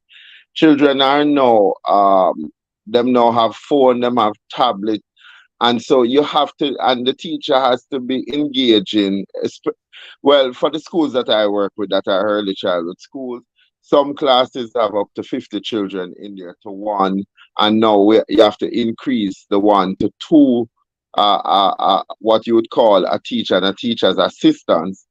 Not very many people are going to be attracted to that sort of arrangement because, again, usually the early childhood commission gives a portion of money like a stipend, and the institution, based on who is running it, is expected to give something else. Now you have a school of 200 children, and I can tell you, maybe 100 children do not pay the tuition because that tuition fee range anywhere. Recently, I had to ask for a pushback at a basic school that I am sitting on the committee, from 16,000 to basically to let it remain at 12,000 because we know the challenge. In addition to that, Carla, each parent have to contribute $1,500 per week for lunch. But that doesn't, what I'm concerned about, where is the material? Where are the charts? Where are the books? Where are the learning aids that must assist these children so that we know that they are not just going through the education system? But I think that we need to move them from basic school to infant school. And by that way, we incorporate people who have the skill set to stimulate based on what they're exposed to. And you can pay the teachers better because oftentimes the teachers are going home not expected to be paid because the tuition fees are not paid and the parents are struggling, but the parents have to send their school. Earlier on, Michael, I think, or Mr. Barton had entered the discussion that we need to take them at 2.5. And certainly at that time, we need to be watching them play games, learning how to solve problems through socialization. But when you move from there, because you recognize that the first 7 years in a child's life is the critical year, the curriculum that the early childhood put out is excellent. But I can tell you that Can I interject 1 second, sir? Yeah, what man. we need to do is to make early child education compulsory. by funding it from government. It is not being funded from government, no. Just like our primary school is being funded by government, all early child institutions that are recognized must be funded by government. That's the only way we can And get. that's what I'm saying to the caller. Michael, you can increase the amount of registered institution. And let me tell you, if the caller look at the absurdity of the regulations for registrations, keeping records, having those records, when you look at some of the spaces in which these people operate, it is unbelievable that we get any meaningful result. But I tell you, you have some extraordinary people that have gone into early childhood that have made a significant dent. But that call, I think, is where we need to put some money to ensure that at that level, we can assess the learning challenges. For instance, a teacher in the early childhood instances are not necessarily geared to deal with a child with autism. And we have not yet created a policy to look at children with autism or disability in an effective way that the school is so designed to meet the needs of those children. And so you have to now bring another person into the scheme of things that are going to be able to guide the teacher through. I had an incident at one of the institutions that I am a part of, where the child was literally jumping and always climbing, and so the parents suggested the teacher tie the child, and then the officer came in and had a hissy fit about it. But those are the challenges, and I'm saying that if you really want to make education the vehicle for which the country is going to survive, be it that we must assess our children at different stages to see what challenges that they're having and to start streamline them into areas that they may excel, and that excellence that we're looking for we can get. But you see, it's not just for the purpose of registry. If you even look at the meal that these children get, it is woefully inadequate. We went to school knowing that if we never have lunch money, Carla, we did at least have the Nutribun and the milk. And although the bun never have anything, and sometimes them said milk not good for black people, at least we had something. So if you are even going to prepare nutritious meal for these kids, what the subvention that these early childhood institutions get for food, it is woefully inadequate. And many of the times, caller, this is the only meal that these children have for the day. So it's that is why I say it must be compulsory. What was that, Michael? I said that is why I'm saying it must be compulsory and structured. That is what we're calling for, Michael, because it is absolutely a joke that people keep their children away from school for days because them know them owe the school fee and people calling them to tell them. Or I find it absurd that you're going to tell me a child cannot do the school leaving exercise because them owe money at the school. School should not be a business. It should really be a place that we put out the best effort to make sure that we don't suffer our people to ill education and their manners corrupt from infancy, and then we punish them for those crimes for which their education has deposed them to.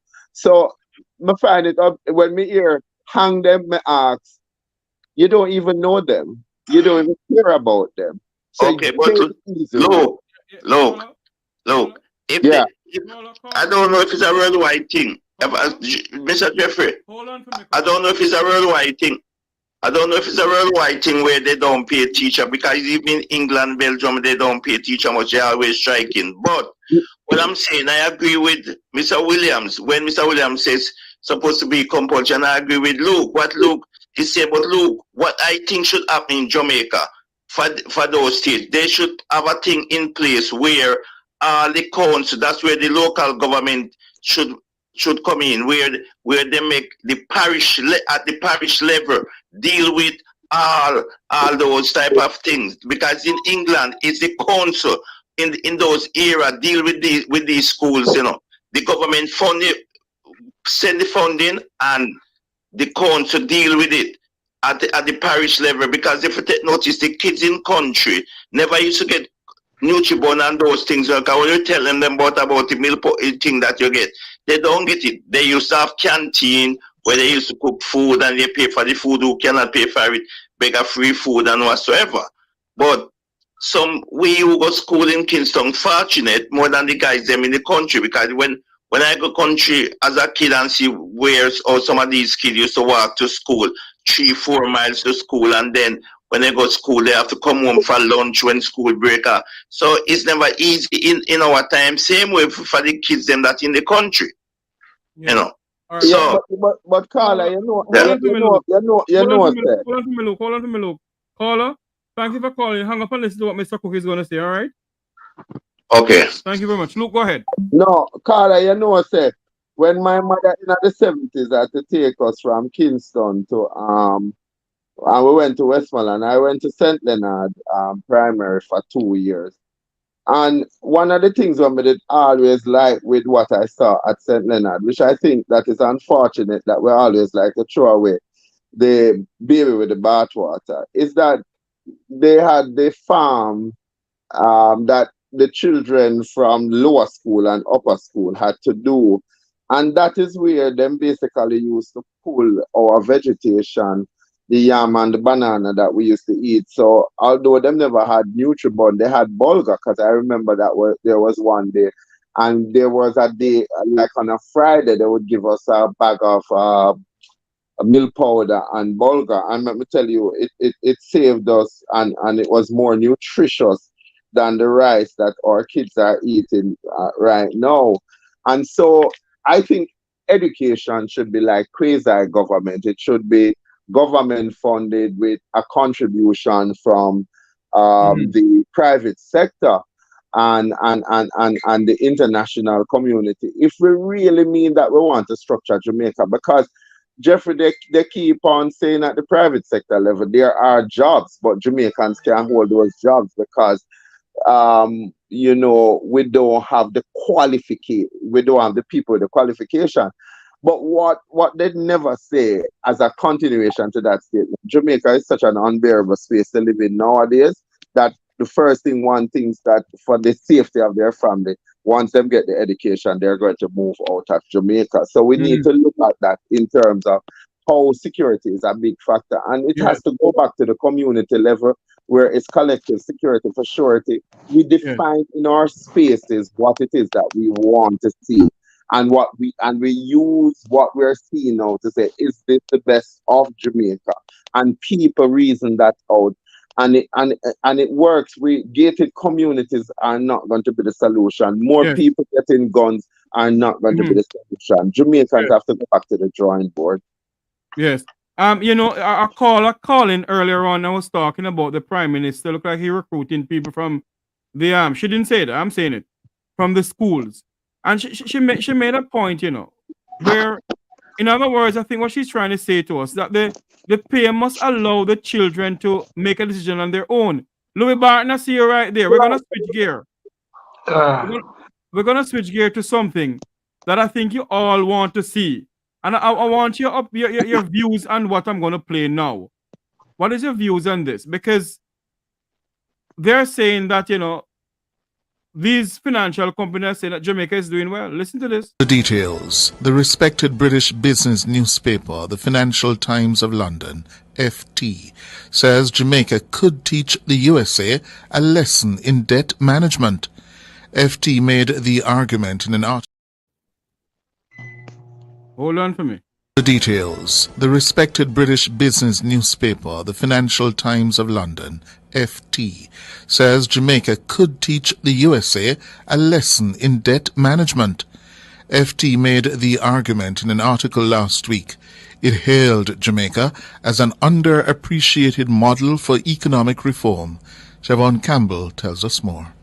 A gold star for its favorite pupil. That's how Financial Times writer Robin Wigglesworth characterizes Jamaica's relationship with the International Monetary Fund, IMF. With over half its time since independence in some kind of IMF program, the Financial Times says Jamaica over the past decade has seen one of the most remarkable and radical but underappreciated turnaround stories in economic history. It notes that Jamaica has once again received a glowing assessment from the multilateral, which recently wrapped up a mission to the island. The FT reminded its readers that Jamaica was a country that came very close to complete financial and economic collapse in 2012. It says after 16 IMF programs, Jamaica is now in touching distance of Germany in terms of its debt to GDP ratio. The country currently has a debt to GDP ratio of 72%, with expectations that this number could fall to 68% before the end of the year. The FT says in November, Jamaica sold the first Jamaican dollar-denominated international bond in its history, a move which helped to lessen its exposure to the US dollar. This, the FT says, is proof of Jamaica's financial rehabilitation. And while this has come at a cost of growth, the FT reminds its readership that Jamaica has kept growing, with unemployment now at a record low. It notes that there are similarities between the jobless and inflation rates in Jamaica and Germany. The FT article asks cheekily, perhaps Jamaica should be sending a mission of its economic technocrats to Washington to help the US sort itself out. Siobhan Campbell, for Nation. Louis Barton, your views on that? And then I go to Michael Williams and then Luke George Cooke. Yeah, well, I'm not an expert on debt management, but what I would like to say is that although our debt to debt ratio is being reduced, we are still catching hell in Jamaica. This figure, when I go on the road, I see many youths, very many people who don't have a job, and they are not looking forward to a job. So I don't know about being able to pay off our debts. You borrow some money and you're able to pay it back, but you're not able to service the economy, the internal economy. Our hospital. I think what they're doing, they're forcing themselves to pay off the debt. Yeah. All right.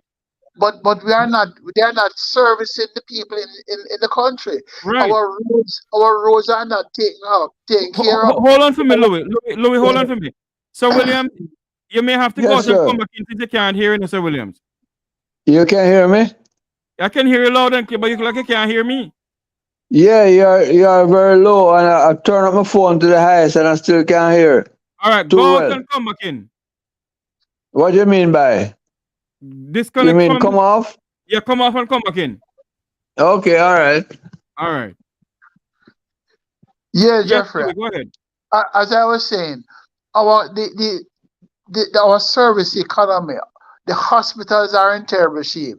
A friend of mine went to UWI hospital earlier this week. I think it was Monday, and they had to wait for 4 hours just to see a doctor. The Spanish Town, I had an employee, one of my employees had to go to the Spanish Town hospital. This man is about 70-something, 72, and he didn't see a doctor for 2 hours. I mean, just to see the doctor. I'm not talking about them doing anything for him. Our school system, as we were just talking about, our educational system, it is not up to par. The teachers are not getting paid. Nurses are not getting paid. All the nurses and teachers are looking to go overseas. So we are paying off all of these debts and looking good in the overseas market. The British can come and buy Jamaican bonds and all of that. But we are not taking care of our economy. Our roads are bad. So I don't really. What the Financial Times is saying is that yes, they're able to get back their money, so we could train the Germans to pay them back. That is not good for me. I want some good roads here. I want a good education system. I want something productive in Jamaica. As I was saying earlier, Jeffrey, why can't we take take our agricultural products to a next level? Mm-hmm. There are things that we cannot get here on a regular level. The other day there was a shortage of tomato. Right now you pay, I think it's about, the other day it was $500 a pound for yam. Can't we scientifically organize ourselves scientifically to have a steady supply of what we take, what we eat on a regular basis. So I don't know about the Financial Times. As I said, they are happy that they are getting back their money. And I can't blame them for that. Luke George, who? Jeffrey, you should not have to sacrifice your people just to satisfy the international body, because the truth of the matter, a lot of the money that have been has been done so by government, and at the expense of paying 75 cents on the debt and 25 cents to deal with the domestic issues of a country. So the government gets fat, but the people suffer. And if you look at it, this is why we have to go back to the referral of, if you think that a thriving country thrive because it depends on foreign bodies. Come on, Jeffrey. You mean that because the tourists can pay to go into beach that your citizens can't go and you're doing well? It means that because your hospitals are run down, but you have paid the IMF and they're happy, the fat cats are happy, then it means that somebody should take a page from us. So let's go back, and this is where people might say, Lord, them people have a Compound Jeffrey program, they're political. And I would love Michael to have been here. Michael Manley created the Singapore model of a country, but the Jamaican people need sort of that model where you take an idea like Taiwan, where you start off with your scientists and food security, and then you also lump into that the human capital, because the truth of the matter is that, somebody was saying it, we have not explored all the possibilities. So is it that people should still be in this dispensation picking coffee, and that is the only thing you can utilize your people to do? So if you look at all of the other rich resources that we have, like, we shouldn't have been even looking to touch a cockpit country. We should look at the medicinal value of our herbs and bushes and how we can market those again. You can look at our all year fruits, how we can market and package that for an international. When Usain Bolt bust on the scene, them say at the yam down at Jamaica, we have to capitalize on that, because here's what is true. It is 75% of every dollar that goes to service the IMF, so that we can meet the target line that the IMF have set out. But it doesn't mean that you're effectively and efficiently running a country if your people cannot buy food. So look at your PAD program. You pay a senior citizen $6,000 every 2 months. To do what? What do they use that money to do? So can they sufficiently buy food to sustain them, knowing that they may have a health challenge? We have to think outside of the box. We have to be more creative. You go to places like Bali, and them have fried jackfruit that people will buy. And now that the world has become a global market that is easier to buy, we should be looking at those other products that we could, the hemp oil helping with arthritis and so forth.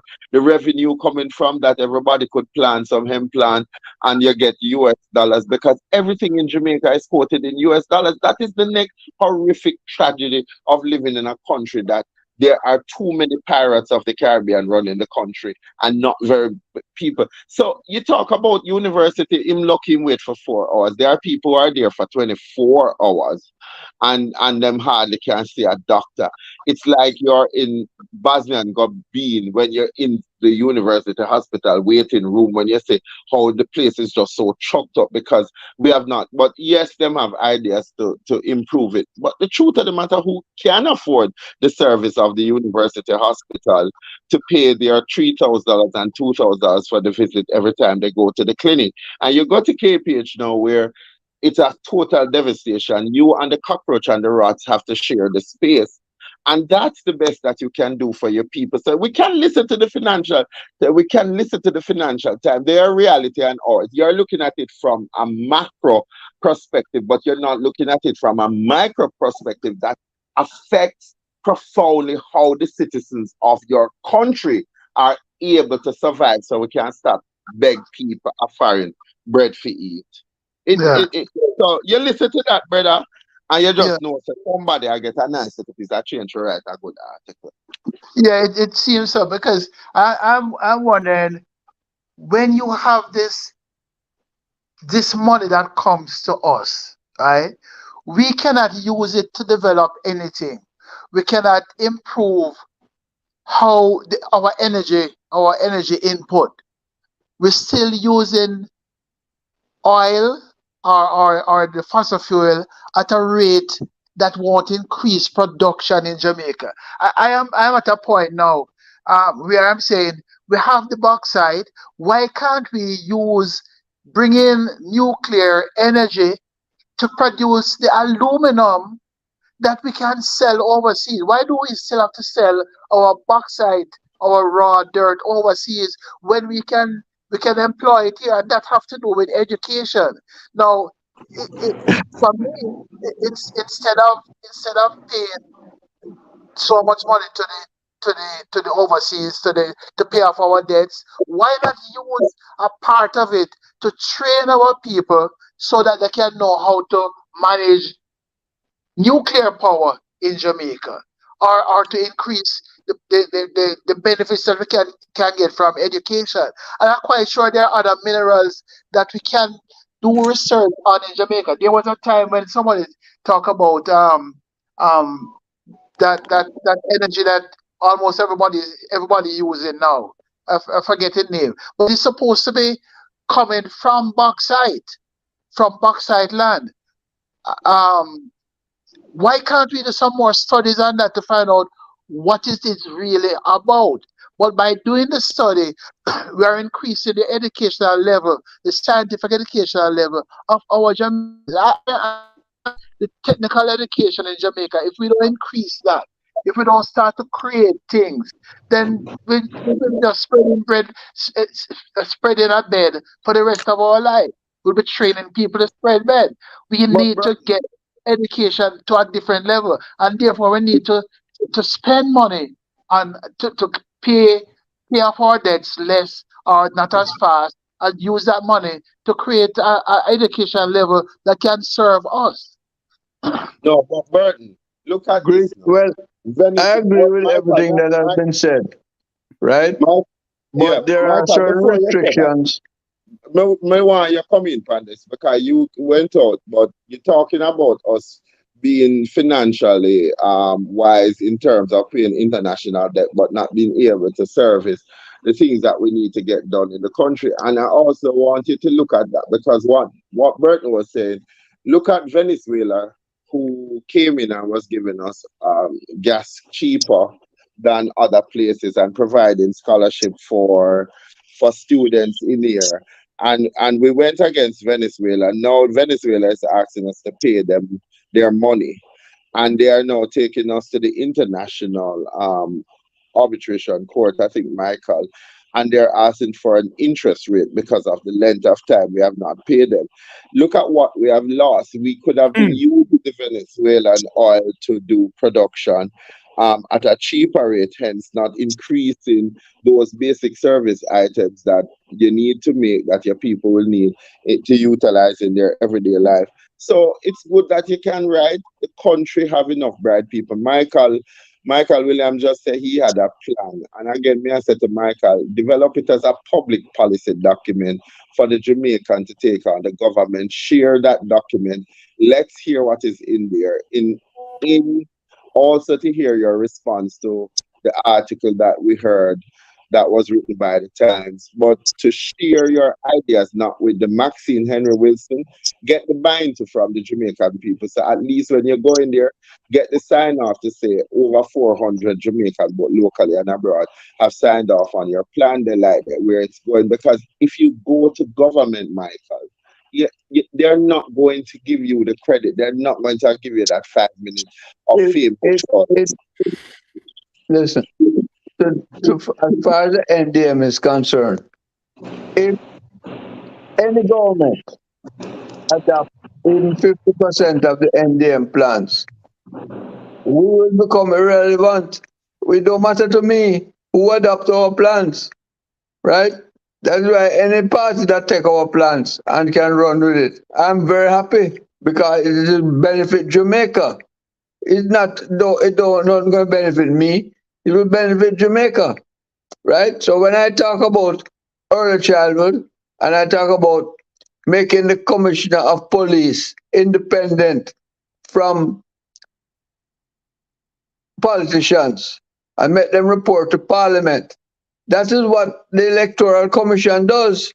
That is what Indicom does, and that has made them more effective, right? We have to take education and national security away from the GLP and the PNP because they have vested interests in not developing those areas.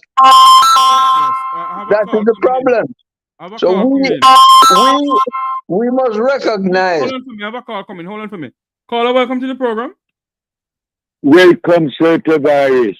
Yes, sir. We're live. It was saying, yes, calling from Jamaica. Yes, sir. It was saying was that saltfish, flour and saltfish is better than education, and that's where we have our issue until today. I don't know when we are going to get over it. Continue doing your good work, my brother. I'm listening to you. Thank you very much for your call, sir. Yes, sir. The name is on the WhatsApp. You see the name. Okay, sir. Flour and saltfish better than education, and we support it, and that's what break down the moral in education standard. Thank you for listening, and keep up the good work. Thank you for your call, sir. Sir Williams? Yes, sir. That gentleman is correct. We have deliberately. Sorry to cut you, Mr. Williams. I'm an expert coming in from Massachusetts. Good night. Welcome to the Make We Talk program. Good night. Yes, sir. Look, we turn off your phone in the background, sir. Your TV or something. Look, we can talk all we want to talk. Yes, sir. But we have to understand that there's Sir, turn off your TV in the background for me, sir. Okay. Please. We have to remember that 21 family run Jamaica. And that's where the corruption lies. So all of this is just talk. But the oligarchs run Jamaica. And everything is designed for the oligarchs, not for the people, the common man. So until we look into this, all we do is just gonna talk. Every day we come, we talk. We won't get anything. 21 family run Jamaica. Do you have a vote in Jamaica, sir? Do you have a vote in Jamaica? Hold on for me, sir. Hold on for me. Mr. Williams, I'm going to ask you a question, caller. Go ahead. Do you have a vote in Jamaica, sir? Of course I did. I voted in Jamaica when I was only 19 years old for the Labour Party. Do you have a vote now in Jamaica? All alone, I found out it was just a bunch of foolishness. Okay. Do you have a vote now? We just talk, and we go back and forth with it, and it's like a sport. Hold on for me, sir. Mr. Williams just asked if you have a vote now. Do I have a vote now? Yes. Well, I'm not registered right now, but anytime I see something that I like, do you live in Jamaica, sir? Do you live in Jamaica? I'll go home and I'll register. He lives in Massachusetts.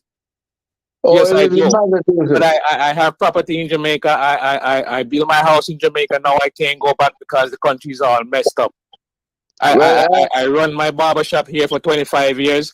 I did well for myself, and I'm ready to go back to Jamaica. I can't go back to Jamaica. Well, sir, I have to stay here in America. Right now, I'm looking for a country in Africa where I could move to. Well, sir, go back to Area. Sir, go back to sir. Well, I will in Jamaica. But if you believe I can hardly hear you, Mr. Williams. Hold on for me, Luke. Luke, hold on for me. Mr. Williams, go ahead. I live in Jamaica, sir, and I am going to vote for the best party that I can vote for in the next election. And I will continue to advocate for the things that I think that are good for Jamaica. And I think you should do the same, sir. Even if you can't vote, you can advocate for the good things that you hear on this program for Jamaica. Well, I'll definitely try. Jamaica is my heart. I love Jamaica. I've Okay, been here sir. in America for 35 years, and I It's was time. ready to go home and extend my services and train Well, people how to become a barber. I'm a well, sir. professional barber here in this country Hold for on If for me. you like the policies of the NDM, then you can support the NDM, sir. Hold on for me. Mike. I'm considering it. I'm listening to you, and I like how you sound, and I'm considering it. But my thing is the 21 family that control Jamaica. And just like the guy said, where will you get that funding to Sir, fund the sir, election? You know how the we people need to operate in no Jamaica. They 21. just want We need to end Hold that. on. One person You can and talk I at a can time. end Too much that, people sir. talking. Hold on a minute. Hold on a The minute. bomb. Hold on a minute. We have to have one person talking because it's jumbling. Yeah, Jeffrey, All right. no 21 family runs Jamaica. Tell the caller to go home and help 2 of his family members. And that 2 help 2 more. And that is how you're going to build a catalyst. Yeah. It's not just talk. People here in Jamaica, like Michael and myself, we have not left, but we work with people every day and we are getting success. It's not on a mega scale that you can say 3 million Jamaicans have changed overnight. And if you are hopeless, if you have no hope in just doing something to help somebody else, because the problem is we're not going to fix the country by getting everybody to agree with us on this platform. But as you look behind, it's not necessary to look down on, but to pull up somebody else. And as old time people say, one coke a full basket. Incrementally, we're going to get there. We have to have stronger policies. We have to bring the finest minds that we have here on this platform into a room to look at strategies, suggestion, bring their experience to the table, and sharpen a document that is called the Jamaica Redevelopment Plan, and take the government to the international court if they are going to deny. I believe if people hear things resonate in their spirit and they know that it is good for their contrition, that they will begin to hear. People are turned off from politics. And I would suggest that you start at home. You should not be afraid to come home. It has it. Let me not say that it don't have the pros and cons, but Jamaica is still one of the nicest. Very dangerous. Everywhere is dangerous, sir. Everywhere. Even in your 20 odd years in New York, every 10 minutes them say somebody dead in New York. That's not what we need to look at. We need to look at how we can influence those people that are in our direct surrounding to make sure that they respond to duty call. So if it's somebody in the community that needs a little house fixer-upper, we organize a fixer-upper there. If it's a community farm that we can do, and we give the products of that, we sell part of it and give it to a school, so our children have nutrition. We cannot look at the glass half empty, and say nothing can happen. It's possible that by virtue of your own action, you will get a movement going. Me not believe that it's hopeless. I believe that it will take more people that love this country and is willing to put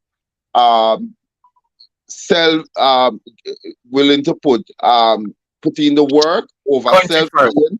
I totally understand what you're saying, but can you get anything done? Is it just talk? I'm not into just talk. Sir, I do things every day. I do things every day. I help students that are struggling to read to go to Micro Care Center when them can't find 25,000. It's good to see that they're graduating from a training school sometime at the top of their class in culinary skill. They get frustrated when them can't work, but you said to them, look, try to create something, because get out of the myth that only 20.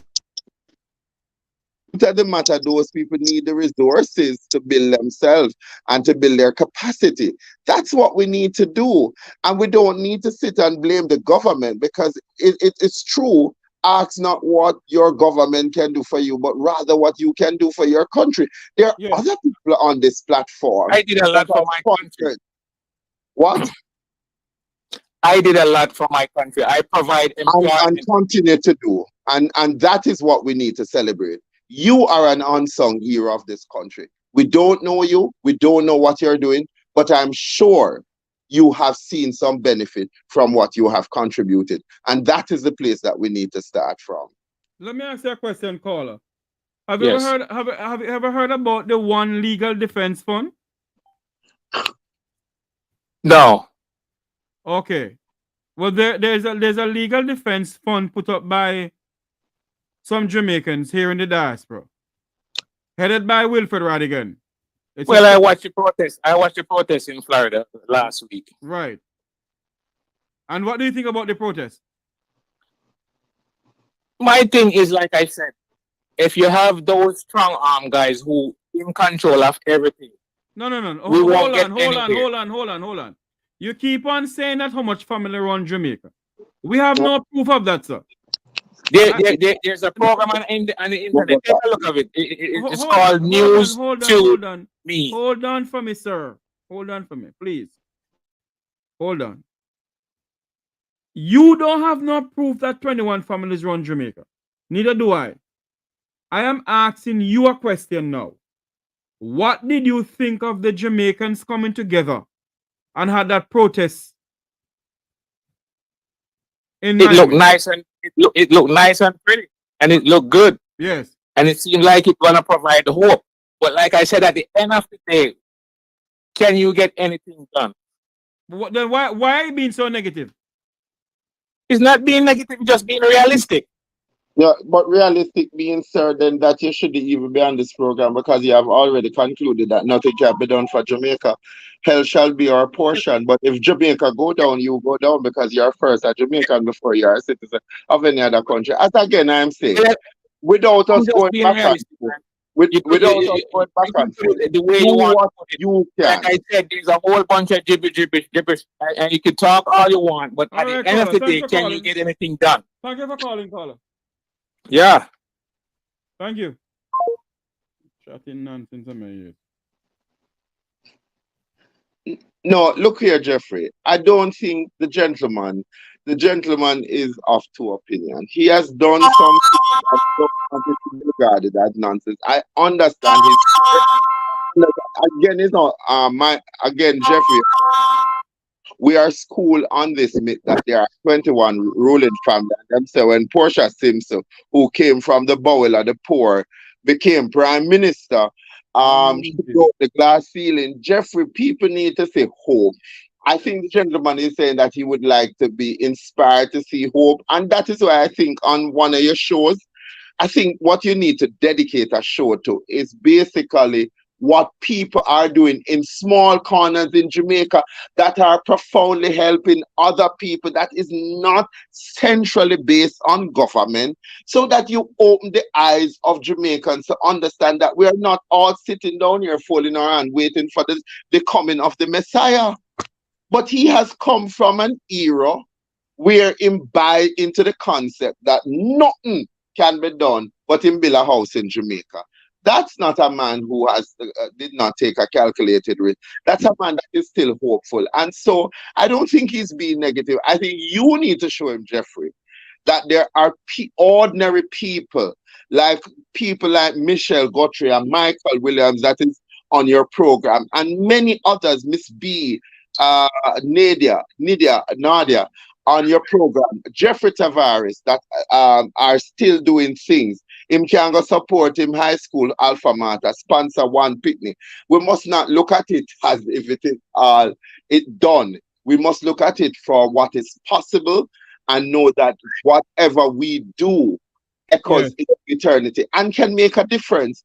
By his virtue of changing his thought pattern, him can influence 10 of him friend them now to sponsor 9 or 10 other students. And those students can go on to becoming productive citizens of this country and by extension helping their family out of intergenerational poverty. Yes. I just want to, before caller is still in line with us? Yeah. Yes, hold on for me. Before everybody come on, hold on for me. I want to make something clear inside this chat room here. The gentleman who called a while ago never said he's a member of the Jamaica Labour Party. So why is it that you people are dubbing people as a Labourite? We need to stop the negative, We need to stop it. Caller, go ahead for me.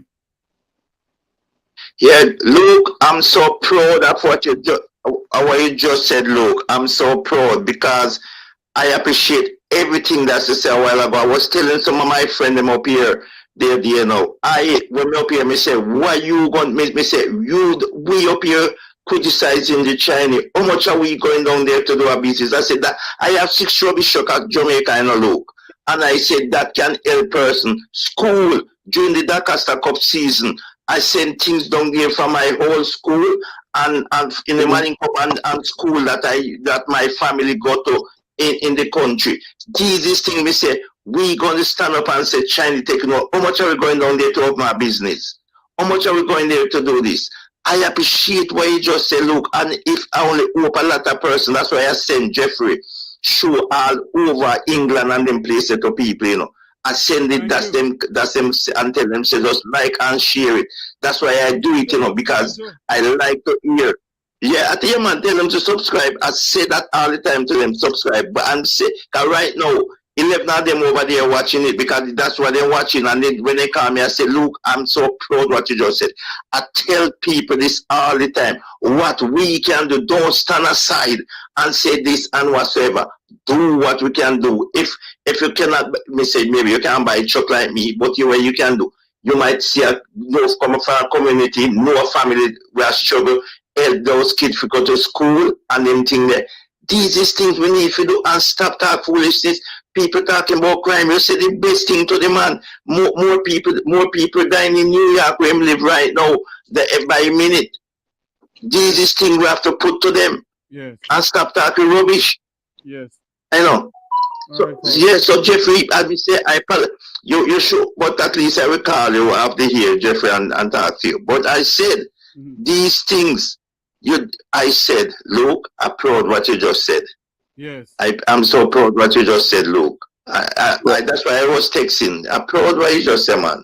And just keep on put those things in the people them head same way. All right, and we can come and make Jamaica better. All right, caller. Thanks for calling in. Yeah. And I want to say something here. That the caller who called in and said that he run a barber shop and so the like.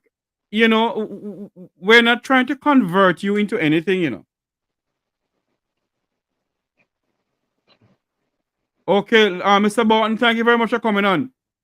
We're not trying to convert you into anything. The caller just called and say he has a barber shop. What we're saying to you that I think there is a way to change Jamaica. And what Luke George said that we need to have a program. And he kept saying that to me.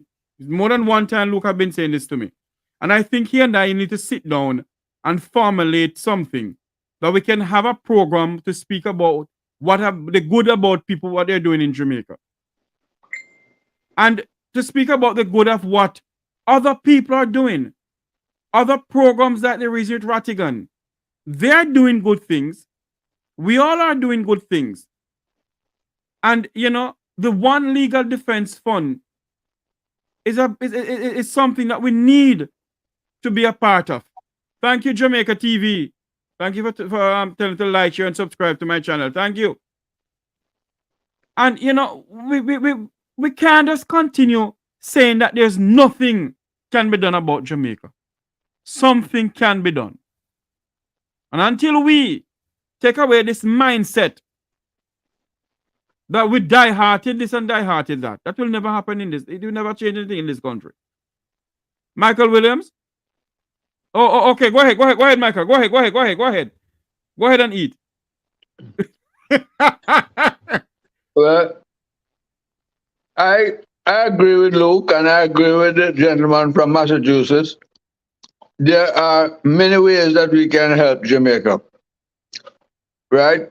Even if you don't want to come to Jamaica now, because I agree, I would never encourage anybody to come back to Jamaica right now, because Jamaica is not a good place right now. But I still live there and I'm not leaving, right? I will take a visit every now and again and go abroad, but I am coming back to my Jamaica, come hell or high water.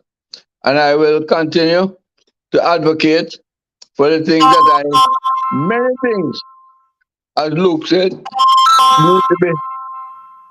One moment for me. Good night, caller. Welcome to the Make We Talk program. Hello? Yes, turn off your TV in the background for me now, please. All right.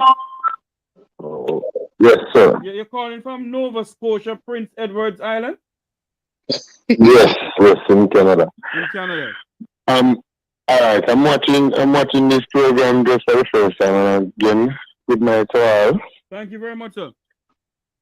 And I appreciate these are the things that for me, I love my country with all my heart. I don't like what's going on, and anything that I can do to help to change. To be honest with you, I sat down yesterday and I was saying to myself that I would pay to get videos of corrupt police officers just to show them to guys like you, Wayne Lonesome, all of you David Rattigan. Wilfred Rattigan, not David, Wilfred Rattigan. Wilfred, sorry. Yeah, Mr. Rattigan. I would give money to them to video corrupt politicians. Just caught them when them doing something messy. And all these police officers that you can. And I'm not against police, and I'm not against politicians, just making it clear. And I don't want to give people the wrong idea. But for me, I just need my country. I've sent so many people to Jamaica. I've been working in the tourist industry for many years. I sometimes I can get so many things here to give to people. You know what I mean? I've been doing these things for many years. Mm-hmm. And anything that I can do to help my country, I will. I'm a chef by profession. Yes. Right? And I sometimes right now I have 4 people that just came up from Jamaica, working with me in the resort that I'm at. And you know how good it feels when I hear people go to Jamaica and enjoy themselves? Yes. And I would love for all of us that in the diaspora to listen to all of the good things that have been happening in Jamaica, and we can speak about it. But the corruption, we need to put a stop to it. We need to end it by bringing out these people. Stop being dieted and talking about how much. Caller, you have some people on social media, you know, who send threat that they will not allow anybody to bring down their country nor their party. Those are the bloggers for the Labour Party. Because they're being paid by the Labour Party, you know. You have some of them who are, what they call it, project manager. Who are project managers at the Cornell Regional Hospital. The party put them there. You think I don't know what's going on? Anyway, caller, continue for me. Caller, turn on the TV in the background. You still there with us? Yeah, man, I'm there, man. I'm listening to you. Yeah, I'm just, yeah. The corruption in our country will never stop, sir. Because the two political parties have their friends who will go on social media. They have a pastor, you know. They have a pastor who pretend that she's not a pastor. Name something under the Mac.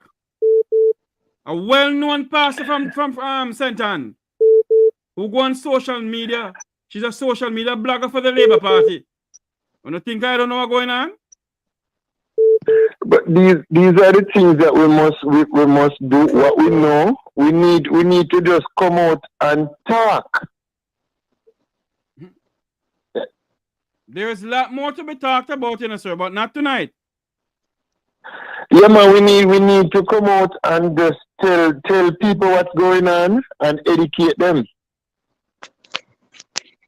Yes, I agree. You understand? Because for me, like, I want to come back to Jamaica and build and fix up my property and all of these things. But you know, the deal is sometimes you sit down and when you talk, you hear you hear this person say, "Oh, you know, too many violence, a waste of money." We complain about Chinese taking over our country and all of these things, but what are we doing to help our own black people? You know what I mean? The money we put in the bank, they use it to lend it to the Chinese, lend it to other people. We need to start develop something to help people that we see doing good. I would love to see videos of people building up things, starting from scratch, doing good, instead of all these negative things that people vlog about. There's so many good things going on in Jamaica, you know? But who's vlogging about them? Why is there good things going on in Jamaica? So tell me. Huh? Tell me some of the good things going on down there, no? No, what I'm saying when I say good things, I don't mean realistically. There's nothing going on in the political field that I'm tired of seeing it. It's disgusting. I hate every politician. Just to be clear, I don't see not one good one. Hold on for me, caller. Luke is gonna say something to you. Luke, go ahead. Jeffrey, the caller is basically saying that Shelley and Fraser Price started Rocket Packet, and she's helping students from poor communities like herself to get an opportunity to excel in the areas of their professional choice. And that's good. You have Java, a tremendous group out of Montego Bay, that is doing a lot of social entrepreneurship for the people down there in Mandeville. You have the brothers of the poor who are going around and they are taking people off the street. You have the sisters of the poor who are catering to the indigent that the government would not be able to galvanize all the resources. You have churches and civil society groups that are holding down. You have things like the Peace Management Initiative and the Violence Interrupters, people who are in the gangs that are basically going into school and community and educating people about just the effect that crime and violence have on people. You have people like your Michelle Guthrie, who is from Westmoreland, that continue to support her people through helping them to set up small businesses, and is making a contribution in other spaces. You have other people like somebody in your chat that says, I have been sending students to universities and high school that are making a difference. And so I'm saying that it is not that Jamaica is a country without hope. The truth of the matter that we have picked some of the worst people to be our leaders, and we are suffering for it. But it doesn't stop the everyday unsung hero to come in and really make the difference in the life. And it starts with one. It starts with one. And so we are not, by and large, a country without hope. You have people that are coming and they are teaching skills for people who want to learn a skill. And we have to now look at creating a job bank like the Craigslist. The caller here says, I just brought up 5 people from Jamaica who are working in the food industry, and there are more people dying for that opportunity. We're not talking about the millions of Jamaicans who pay money into these Ponzi schemes set up by international community offering them job only for them to find out that they are robbed millions of dollars. Yes, the country has a lot of challenge because you see something that is not a usual practice by Jamaican to go across the Mexican border and sometimes making 2 and 3 attempts because they are suffering, because the education system at best has failed. Hold on for me, Luke. Caller, thank you for calling. I have a next call coming in. All right, then. Have a good night, guys. And I appreciate what you just said. Yes. You're at your spot on. Exactly what I was talking about. All right, caller. Thank you very much. Yeah. Good night, caller. Welcome to the. Okay. Luke, go ahead. Person, hang up. Right. So, you have the young man from Waterhouse who is that Casey, who started a homework program, got the hype, but hopefully that there is some sustainability. You have a girl out in St. Thomas that is doing a fantastic job with the young people. So, there, there are people that we need to celebrate. And in fact, let me suggest that the talk show should have what is called the Jamaica Unsung Heroes Award, where we are highlighting the positives so that we can debunk the myth that nothing is happening. And I'm agreeing with Michelle Guthrie that the Chinese tends to get concessions that normal Jamaicans don't do. And we must lobby our government that when we set up business, we want to set up business. For instance, when they were divesting the airport, they could have come to the international community and said, buy shares into the international, because transportation is one of the fastest earning money making industry. Jamaicans could have bought the Norman man, the airport, bid out the Mexicans. You need to, we need to have more forward thinking people like, you know, yourself and others on this platform who basically have creative ideas, and we push those ideas. We push a business model that is going to help Jamaicans to cut out the red tape and the bureaucracy so that they can set up business and they can start to employ people and go back to the days of not employing them, but employing them with the understanding that they are going to get training that is going to make them marketable. So you see, like my virgin now, if him can get 5 more people, we have hundreds of people that are trained in what they call the commercial food preparation, who would love an opportunity to just go abroad and work. They want to work, and one of the things that we must debunk is that many Jamaicans are lazy. Many Jamaicans are frustrated. They feel like they have been beaten down because they try and try and try, but they don't get the support. And this is why it is important that this public education that you have set out to highlight the negative. It also, when you look in the chat, just look at all the suggestions that are being made by the people in your audience, that if you can bullet point them and put that in a document form, so you start your strategic planning as to how we can build out some industry, create more what you would call export houses, where people can, you can take the yam, and as you're not only selling it for foreign exchange, but part of it too is that the diaspora can buy food and get to school so that at least our children are fed.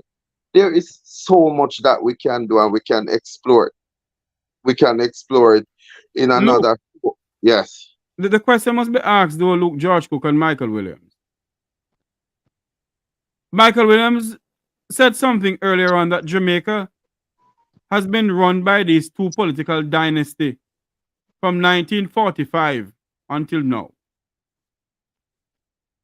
And you're saying to me that we haven't had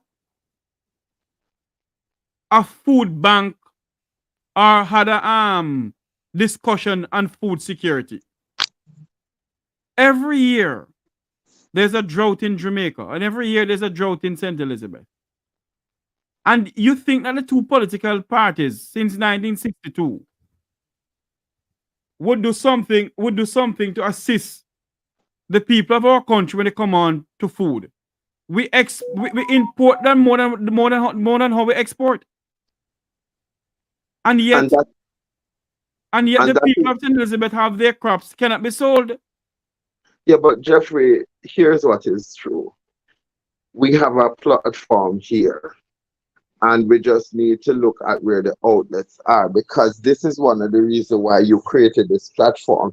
It's not just to highlight the shortcomings of people who have lost a passion and a love for serving the people of Jamaica, but it's a job that falls to all of us, that we all have a responsibility to play our part in creating that welfare so everybody in the human race, including Jamaica and those outside of Jamaica, that we can survive. And that is what we need to be pushing as part of the Jamaica People's Movement, that here is where we can fill the gap. We have too much bright people that are Jamaican by birth, or they are the children of Jamaicans living outside of Jamaica.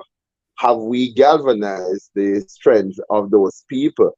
And then to utilize that in an effective way to build such a powerful marketing tool that the Jamaican government will have to hold their breath, because them can't take all of us for fool. You can fool the people sometimes, you can't fool the people most of the time, but you can't fool the people all the time. The Jamaicans here are looking for strategic partner that can help them to imagine and create the opportunity of creating wealth and also fulfilling our civic duty to our fellow men. And I think that is why, Jeffrey, you find that your shows and other shows like yours are catching the imagination of the Jamaican people. But now that you have catch the imagination, what do you do with the new energy, the new synergy that has come about? That, I mean, everywhere you go, you hear people say, you hear what go on the Jeffrey show, you hear what go on with Ratigan, Jamaican, Carlos, and others. But what do you do with that? You have to now take that and turn it into productivity. We can't be like the government that talk and have spin doctors who come on and they spin it all. Everything is hunky dory and it's so beautiful. And The that reality is is why, that and that is why, everybody, Mr. Cook. That is why, Mr. Cook, the organize a demonstration to say to the powers may be enough is enough. One was in Miami. There's one going to New York soon. Wilfred Radigan, others, and myself and others, we're organizing that. And, you know, it come to the test where all of us, we have sit down and we have talk and talk and talk and talk and talk. And people are saying that we all we do is bring down the country and whatever. And I kept asking the question, when you hear about a triple murder and over 1 point something trillion dollars of taxpayers' money is it accountable for? I'm asking the question, isn't that bringing down the country? It is. But look here, today I was at the tax office and they fished out of the water the lifeless body of a student that Yes. it is said that three boys or three students went down to the water and they jumped in and the divers went in and they saved two. But look, for a long time we know that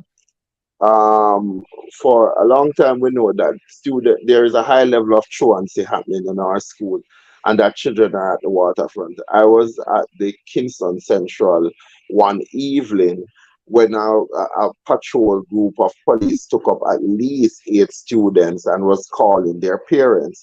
And so you have to create what is called now a children patrol officer, and that can be a new way of creating a job and funding it, where these officers are now charged with ensuring that we make sure that students are not out of school. We find out where they are, then you need to have what is called the intervention program, where you have your psychologist, your church leader, your community leaders working with these children. You need to to now put those children in a uniform group, cadet boys, scout, where they can learn life skills, and then you need to give them the self-esteem grooming and training that they need. That is something that the government could have done easily, Yes. but it's also something that a good citizen association group can do. And here's where your audience can play, because look at the skill set, list the skill set of the people listening to this program this evening, Jeffrey, and see what they can add in terms of value added to a program that is going to help to turn around the reality for a student who might know their weakness in the education system is just crying out for help. Let us have Michael Williams come on in. Michael, you still there with us? Mr. Williams? Oh, Lord. His mic is not muted at all. It's like Michael maybe fall asleep. Michael, are you still with us? Yeah, man, I'm here with you. Yes. I was listening, but I was going away from the phone. Yes, and I know it past your bedtime. Yeah, man. But Michael, as what Luke said, and other people are saying that we come and with us talk as if we are talk shop. It's time for action. It's time to come out and talk about what the good, a lot of people like Luke, I know Luke don't like this, but people like Luke, George Cooke, yourself, Michael Williams, and others have done well to help others in the country. And, you know, we need to talk more about that. We need to have a program, as what Luke said, for the unsung heroes who has done well for our country, who don't get the orders of old jackass and all this and all that. You know? Yeah, well, that is very true. So I am a person that I stick to my guns and I listen to everybody and I agree with them. But I want to end where I start, which is the things that we need to do. We need to change Jamaica. We need to go from we have gone from Anansi to Alibaba, but we need to stop and step on the brakes and come back to help Jamaica. And everybody in the diaspora, we can help Jamaica. The program that the NDM has will give the diaspora a vote when they vote for the Prime Minister of Jamaica. So the thing is not restricted. And there are many ways, as Lucas pointed out, and all the other speakers, that you can help Jamaica. You can help Jamaica by helping others who are trying to help Jamaica, even if you are abroad. So there is a lot of hope and there's a lot of good things that we can do and continue to do. So all I'm saying to you is don't give up hope, because that is the most important thing right now. Yeah. We're gonna take about 3 more calls. For those who want to call in and say anything to us or discuss anything to us, criticize us or comment us, you can do so. 954-529-8030. 954-529-8030. And I want to say thanks to all of those who are in Belgium. As far as Belgium is watching this program, thank you all very much. Like, share, and subscribe. For those in Canada, thank you all very much. Like, share, and subscribe. And I get to understand there's some people in South Africa at the moment watching us. Thank you all very much for watching the Make We Talk program. You can call 954-529-8030 before we close the program. Luke, welcome. Come back into the program, into the chat here. When you listen or when you watch what is going on, a lot of people may say that we don't speak about the good that is going on in Jamaica. Would you say that the bad outweigh the good? Look, the reason why evil is so pervasive, Jeffrey, good people tend not to do anything about it because we live in our state of fear. But fear is a crippling thing, you know. It can make us become so depressed and so turned off that we don't do it. And this is why we need to keep the good that is out there about what we are trying to see. Michael talked about creating the paradigm. Every Jamaican on deck, and Tony on his talk show used to end by saying, if Jamaica was a company, and we assess ourselves in terms of what we are doing for it, then some of us would have much to blame. We would have much to blame ourselves for what we allow. And you can only influence and change any situation based on the influence you have around the people that are in your immediate circle, because it's one who will touch the other. Incredibly, when I look at when a fire is taking place in a community, like one day I was in a community and I watched a house was burning, and the people were risking their very life to go in there and save children. They were not trained in firefighting, but they were. I look at Donnie Anderson, the 27-year-old police constable woman who recently was laid to rest after her fight with trying to get a liver transplant, coming to the United States, and the Jamaican diaspora playing their part coming down here. I think about people like Dr. Rupert Lewis, Claudette Powell, Lorraine Smith and Dr. Clark, Una Clark's nephew, flew to Jamaica just to bring down medication for her. That's what we need to build the capacity of this Jamaica that we want to see. A soft, loving Jamaica, while at the same time building out the infrastructure and also the social entrepreneurism that is going to get Jamaica. The Chinese only is taking Jamaica, while everybody is saying Jamaica is no place. Why are the Chinese packing up to come here? Now we see the Israelis coming here. When I looked at the last word in Michael, I see people coming as far as it from Israel to come in and to become citizen.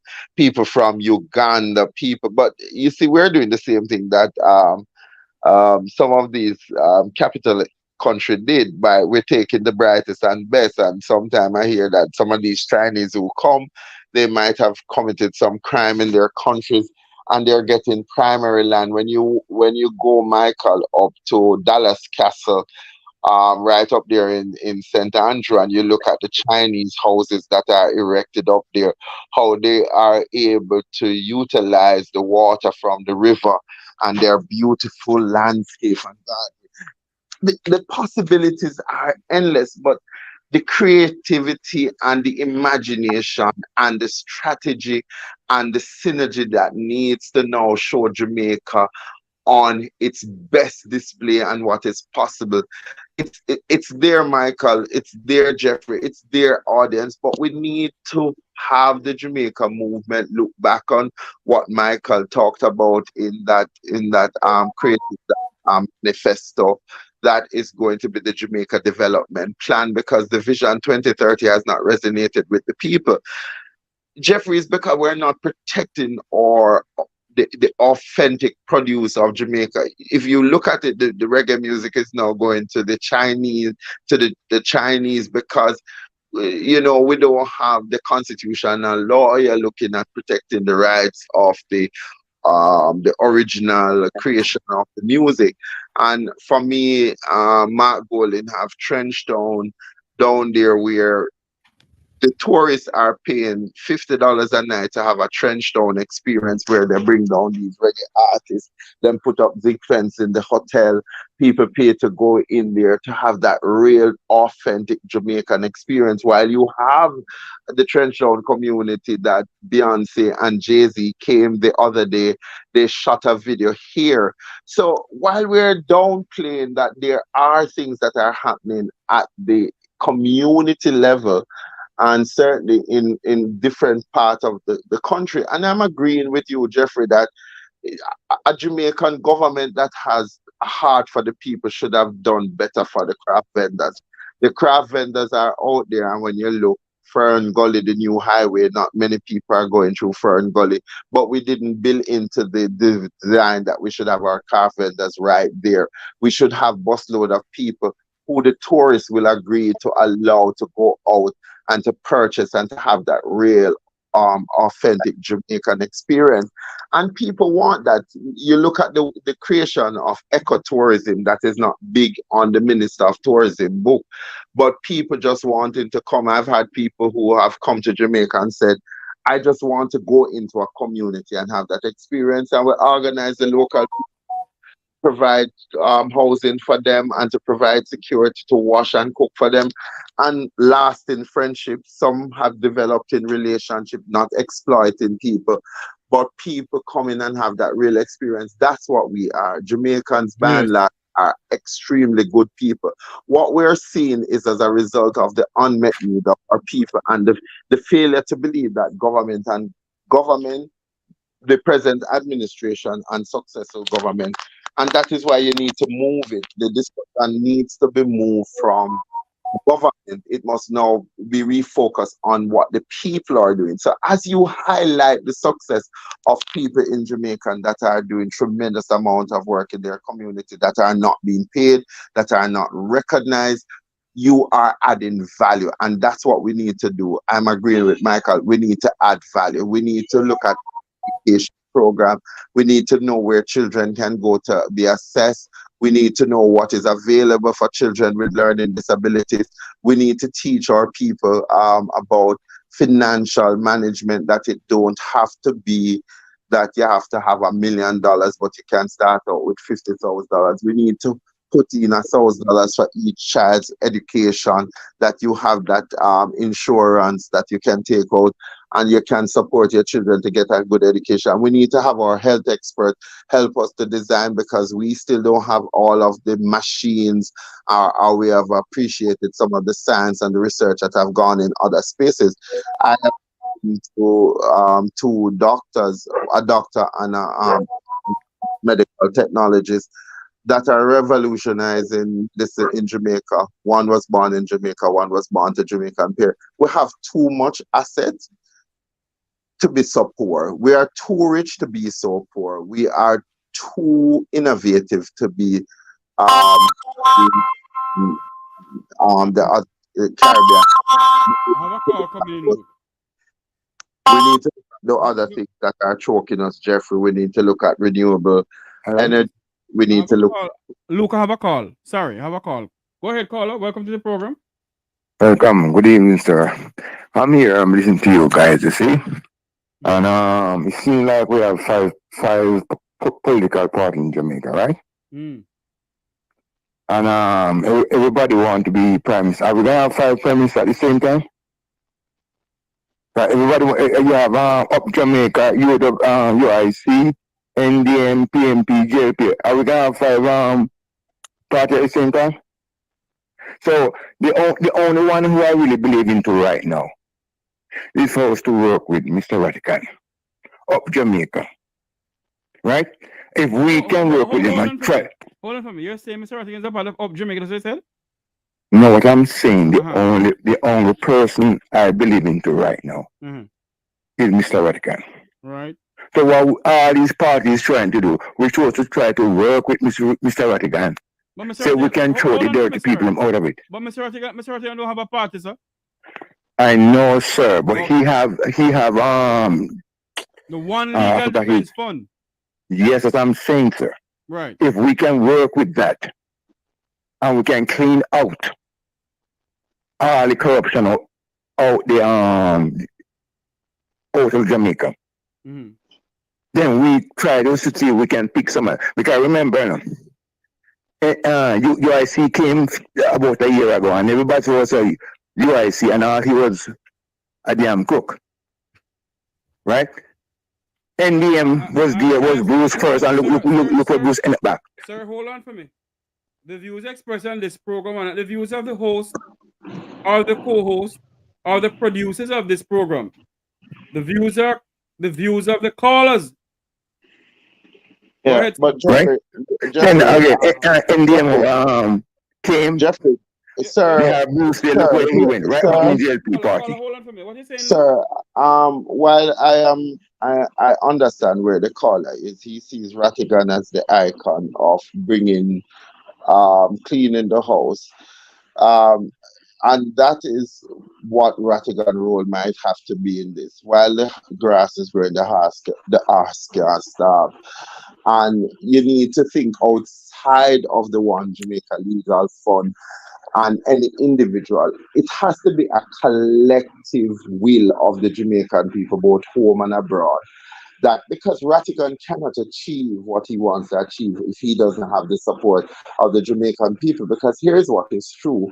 Whenever these people stop playing football with our democracy, and they call a local government election or they call a general election, have the Jamaican people been sufficiently been informed of the abuse and the atrocity that has been carried out in their names over the years, to the point that they reach a level of frustration? And so this is why public education is critical to what is going to bring about the change and what people should demand from their government. Because part of what has happened is Stockholm Syndrome. The bad players have been playing for so long, And the good players have said, boy, we're not getting involved in that. It looks hopeless. So let us not just build our hope around one Jamaica legal and getting with a politician. We also need in this process to be scouting out people who will make themselves available and run as independent candidates and get the support of you, the audience, on this program. I would not spend my time talking about the failure of leaders. All human beings have failed, and we know that they have failed. There are Jamaicans that are out there who I believe can make a positive contribution and put us back on the right footing. And so let us also use the opportunity, like Wilfred Rattigan, to call out people in their communities to get up and go out there and make themselves available to run in these elections as independent if they so desire. And basically start to do the things that can help their people to achieve both their collective and individual goal so that we can see a decrease in crime, we can see an improvement in our social services as well as in our health services, and be prepared to take on challenges like global warming and other things. We came out of the COVID, and yet still we are not yet prepared for a natural disaster. Jamaica have seen about 11 earthquakes in space of 5 months. And we're not talking about what should happen if a natural disaster was to hit like a tsunami. What will happen to Jamaica? Luke? Caller, you still there with us? Hello? Yeah. Go ahead. What I'm saying, we are all acting as if we're all crab in a barrel. Up Jamaica, this one, that. We have to start from somewhere. We need to start from the bottom. So what we should do, everybody should come behind Mr. Rattigan and say what we can do. When everybody want to be prime minister at the same time. Where is a crab in a barrel? So we got to start from somewhere. Have you donated to the One Legal Defense Fund, sir? Oh yes, bro. Good. I agree. I listen to Mr. Rattigan every Saturday. I also listen to you. You need to encourage other people to do it too. Huh? But Jeffrey, I'm going to say something that is going to make me unpopular on your show now. It's the same idea of working with one man that has led to the demise of Jamaica. I'm saying I don't want no messiah.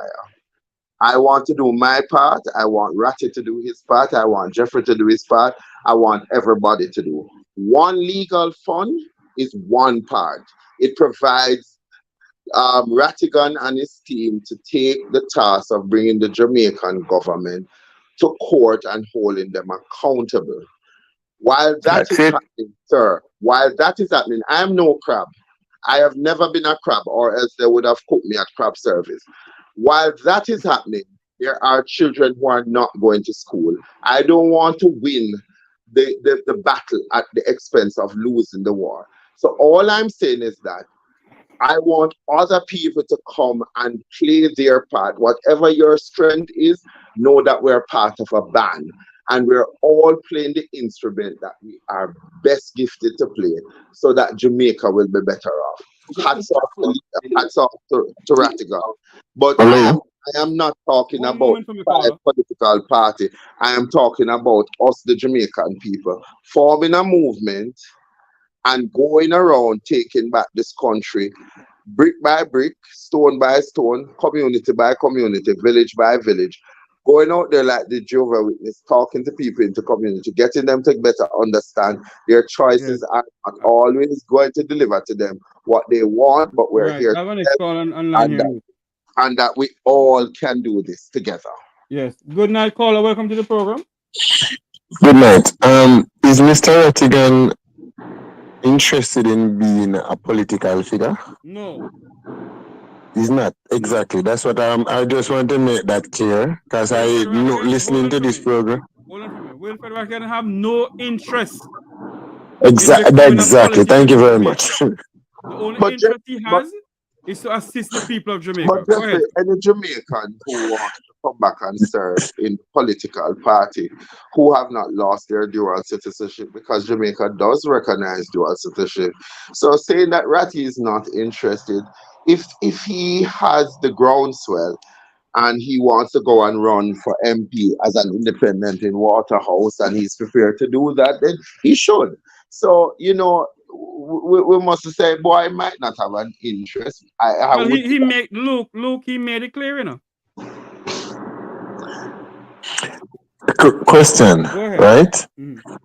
If can what I'm to be honest with you, what I'm interested in, if we can, how can we put something in place that whenever our politicians do something wrong, we send them to prison? That is what I'm interested in. I want to make sure, I want to know if there's, how can we farm something that whenever our politicians corrupt, steal, use up our money, because Jamaica is very rich and I'm not stupid. I know that we have money, but it is just going into the wrong hands. We just need to hold them accountable. How can we send them to jail, get them arrested? So they want to use us, for example, whenever we do something wrong, we want to use them. Excuse me? Go ahead, sir. We're not saying go ahead. So I just want to know how we can get the system set up that whenever they do something wrong, they go to prison. That is our only. I think that is why Mr. Rattigan realized that the people of Jamaica are in a predicament when it comes on to that, sir. Because we have a justice system has never sent a politician to jail, only one, and it's Jack Smith. No others have ever sent to jail. And I think that is why Wilfred Rattigan came up with the idea of the One Legal Defense Fund, where people can pool in and donate to the One Legal Defense Fund to assist in getting lawyers and other people and to investigate if there's any corruption going on with politicians and get lawyers put on the case, sir. Can I ask another? This is a question. It's a serious. I have some friends here that they are lawyers. Good friends of mine. We share a clean space. Can they come? They have to have a license to operate in Jamaica. Yes, they do. Can they? Oh, they have to. Okay, so they cannot come to Jamaica and go into the jails and all of these things to visit inmates that don't have any representative. No, unless Luke, you can help me with this one. No, they can get registered with the Jamaica Bar Association. You do have the right to practice in other country as long as you meet the statutes that are there. They can come because there are lawyers who are international lawyers that have practiced here, or they become attached to a firm and they pass the association requirement for practicing. But let them start off by joining the Jamaica for Justice. They are not Jamaicans. They are No, not but they don't have Jamaicans. to But be, what a lawyer. personally, I think a lot about all of these things, because realistically, Sir, hold on. Mr. Cooke is yes. saying to you that although they are not Jamaicans, sir, they have to join the Jamaica Bar Association. That's the legal bar association. Yeah. For and from the instance, Lord, Jeffrey, just tell him that Lord Gifford was a British lawyer who came to Jamaica, passed the bar, got called. But I would start off, caller, with them joining Jamaican for Justice, strengthening that organization, putting their legal skills to, while they are getting themselves registered with the Jamaica Bar Association and the legal council.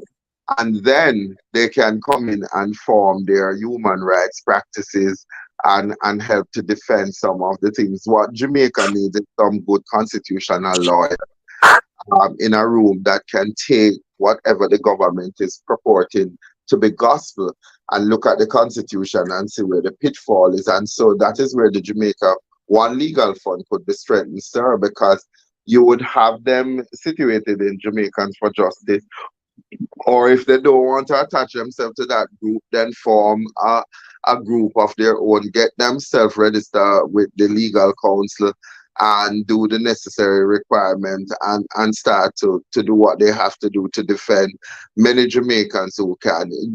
Most of the time, they're not going to grant you the access to go into the prison, but there are groups that work with prisoners who you can be associated with, and those groups can go into the prison because of the memorandum understanding that they have with the government, and your people can participate in that. There's a woman who is not Jamaican, I think she's from France, Carla, that I know do a tremendous amount of work with the prison. So you can have the linkage. I can provide Jeffrey with some NGO groups down here that do different things, and have Jeffrey give that information out. And as I said, feature them sometime on the program, and so people can start to find. I think, Luke, what you need to do for me, Luke, and we're gonna say it publicly.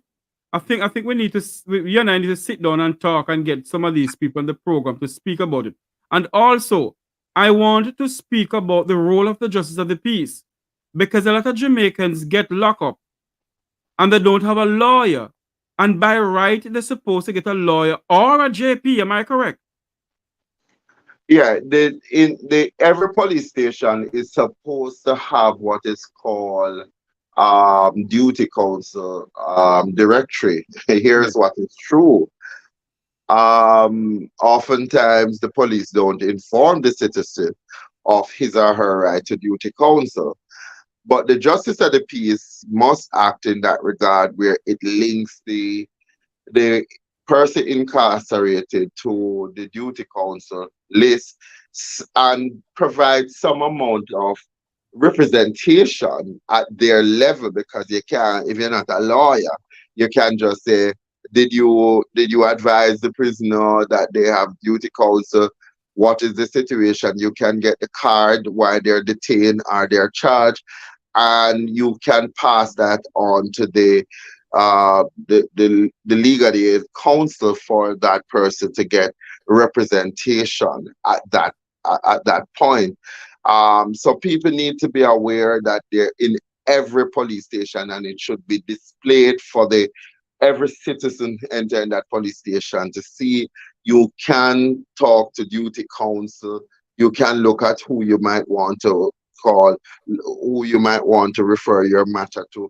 People sometimes ask, and this is why you need a help desk at the legal aid council, where you can say, if it is a civil matter, on the directory, it should list the skill that or the type of law that person practice. Okay. So you might have criminals, you might have some that just do civil, you might have some that do family, that takes matter on at the family court. At every level, it should be there. But I know personally that not all the people that are incarcerated have that knowledge. And for me, in the capacity of, and I'm going to say it now, of a JP, what I usually do is I check the prison, check the cards, and then I do a referral to the legal aid counsel. This person has been in lockup, they don't have a lawyer, can you assign somebody to the case? And I've seen where in many occasions the legal counsel respond, and I always say, please give me the name and the number so that at least I can give it to the family, or tell the person to tell their family when they visit that they are to call so and so. Luke, can I ask another quick question? Yes, caller, go ahead. I want, before you guys leave, you know what I want you to do for me, for the public? I want you to stage when you guys have in this program, what time of the day, what time of the night, so everybody can know, because I'm sending this link to as many people that I can, but I just also needed to broadcast when this program start, what time you start it in the week, and so forth. All right, let me say this, that during the week, from Monday to Friday, I come on at 1 p.m. to 2 p.m. in the days. In the evenings at 7 p.m. On Tuesday, I come on at 11 o'clock to 12 o'clock, and then at 1 p.m. to 2 p.m. and at 7 o'clock again. I will go for a whole week from 7 in the evenings. Sometimes I don't come on because I'm tired. But the program, yes, I'm being honest with you. That's good. And plus, I have my personal life to take care of. I have my wife to take care of. I have my of course I do. And you know, I have my radio program that I have to take care of. I see people saying in the chat room, Luke, that Luke should be my co-host, and he is my co-host. Yes, agreed. Look here. 100%. Look, you're very intelligent, and I love the way you speak, and I love your patience, and I love the way you can listen to people and dissect what they're saying, because earlier I was talking and I didn't think I was clear, and then you sat on the side and you listened, and you started to talk about the good things that's happening in Jamaica, and exactly my point, that is what I was talking about, and I appreciate that. And you guys, you wouldn't know how happy I am I just turned on the TV tonight, and I was going through and I saw the program and I stopped on it because I like to listen, because I don't like gossip foolishness. I don't have time to listen to it. If it's educational and uplifting my country, I'm done. And guys, you're doing a fantastic job, and please don't let people change your direction into political garbage. No. And that is why, sir, I'm going to take the advice of some friends of mine, even my wife, and of course, Luke. Because Luke came up with the idea first that we need to sit down and talk about the unsung heroes of Jamaica. And it came to me a couple nights ago. I was lying in bed. Yes, when yes. It came to me wherein I need to get on the program a JP, and now Luke is saying not only a JP, you must get a person who gets the legal aid. Because a lot of Jamaicans are languishing in the prisons in Jamaica, who has never gotten counsel before, they have never been told by the police officers that, hey, if you don't have a lawyer, you can get a JP. Never. And there is, the last time I checked, there's about 100 and something Jamaicans in Jamaican prison who has never seen the step of a courthouse. They're gone in the books. There's nothing in a book pertaining to them. And we need to find out who put them in there, and these people need to be brought to justice for it. It's not just to find out that we love to remove them, but we wanted to broadcast the police officers or personnel who put them in there unlawful or whatever. You know what I mean? And this is I'm loving this program more and more. Let me say something here to this person on 5-star. I stand behind Wilfred Rattigan. Anything Mr. Rattigan is doing to assist the people of Jamaica, the Make We Talk program, stand behind him. Look here. No matter think we don't. Jeffrey, you know, may I make a comment? I will not look at those comments because, again, if you said people are prison, but you give the people no direction as to where they are, it is futile. But look here, Carla. Here's what is true. It is sad that we do not take our responsibility with any great humility. Those of us who have some amount of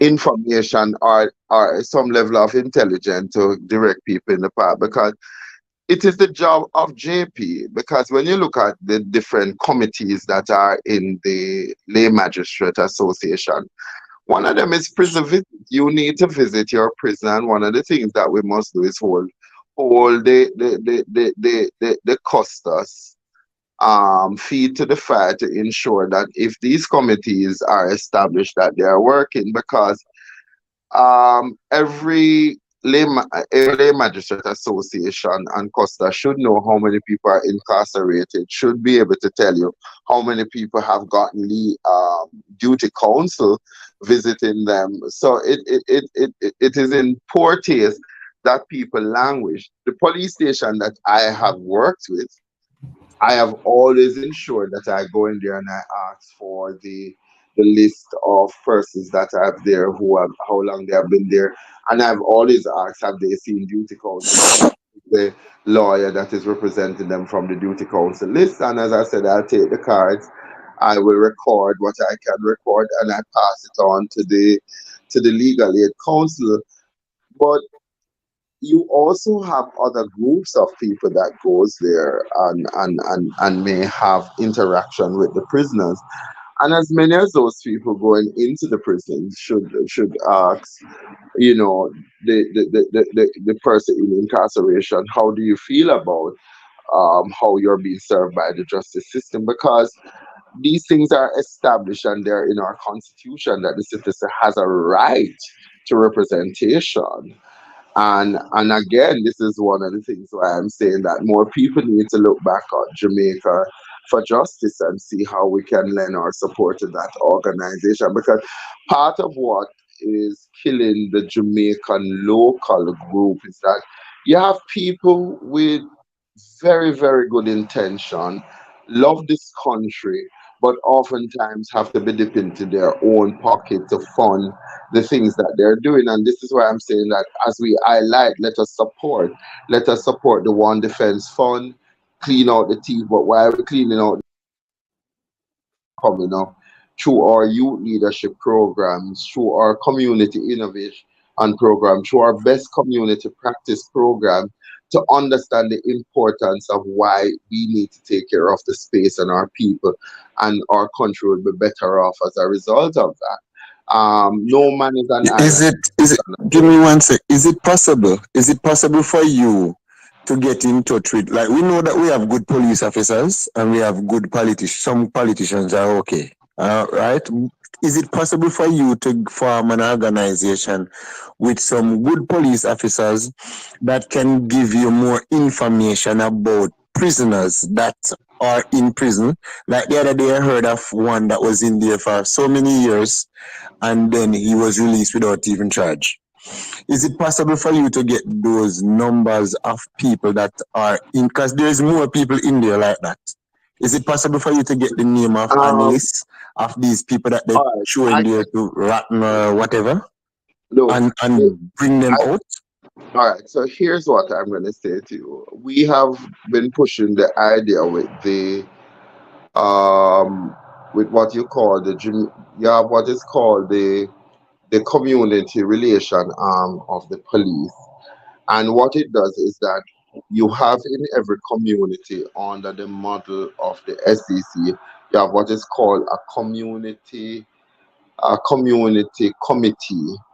And one of the things that we have been pushing is that those committees must also have frequent consultation with the commanding officer and the rank and file of the police. And part of it is for advocacy for people who might be wrongfully be incarcerated, or just by and large, getting to ensure that people are being treated humanely, not because not because they're in prison, that means that we must treat them badly, but we must apply the law to ensure that every man is treated fairly. And one of the things that is an indicator of a country that is in a growth process is that we must treat with our miscreants and our seniors and our children in a particular way. So to some extent that is now taking root. Remember, sometimes the police see the citizenry as a threat, but we have to push back on that. So what we are doing, we are now asking for an increased amount of community walks where the senior officer can take the junior and they go out in the community and they get to know their citizens. We must applaud the effort of the police force that they are now having what is called the widely consultative discussion with communities, and in many communities, I can tell you that is happening. So that is a plus. Let us see what it will bring forth in terms of the fruit of our labor in carrying out these initiatives. All right, caller. Thank you for calling in. All right, thank you. All right, have a nice night, guys. Thank you so much. And please don't read the comments and show yourself off, because it's going to be disturbing sometimes. All right, just stay focused on the good work. You must remember, I know sometimes people come to test your creativity and what you're all about, and people are going to say things. I mean, they have said things about me in these comments. I mean, sometimes I have to go in after the show and look at myself in the mirror. But the good thing is that I'm committed to purpose. Purpose can be derailed, but it cannot be denied. All right. Have a good night, guys. Have a good All night right. to you, sir. Thanks. Thanks very much. Luke, we gotta wrap up. It's now 10:40. Yeah.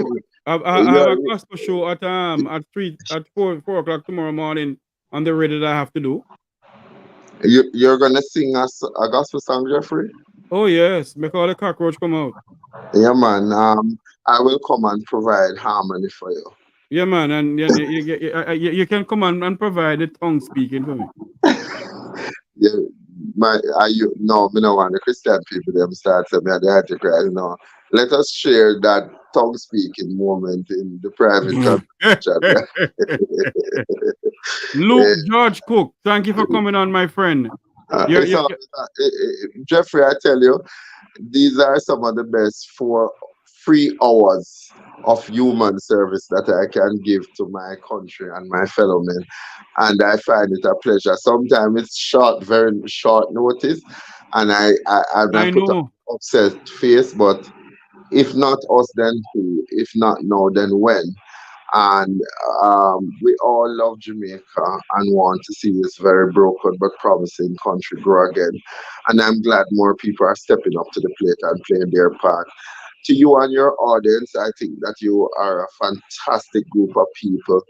You have been put here at this time and place to be a part of change, and change will happen, because they say any rocket that is launched into space, it diverts, but our target is ensuring that the Jamaican people and this country grow into the country that it can be a place to raise family, do business, and to live harmoniously. We might not have the good old days, but why can't we create the good new days? Indeed, and before I go, I just want to say to everyone that let us rally around a single cause and a single purpose. Let us rally around the one legal defense fund. Dr. Rupert Francis wrote a letter to the Jamaican ambassador to Washington stating issues that is facing our country. We haven't heard from the ambassador or anyone.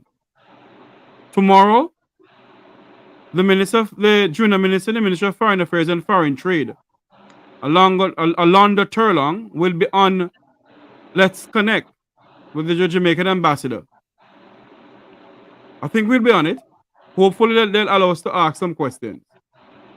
If not, then so be it. But let us rally around a single cause and a single purpose. Let's rally around the one legal defense fund.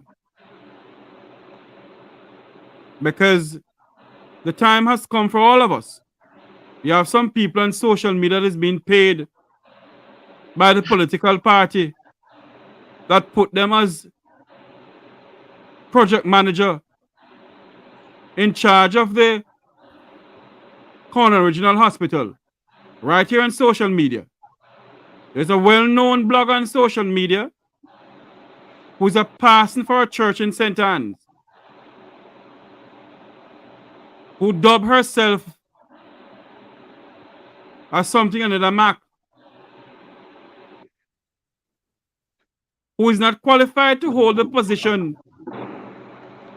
of the JUTC Metro in Montego Bay, but yet she's a manager up there.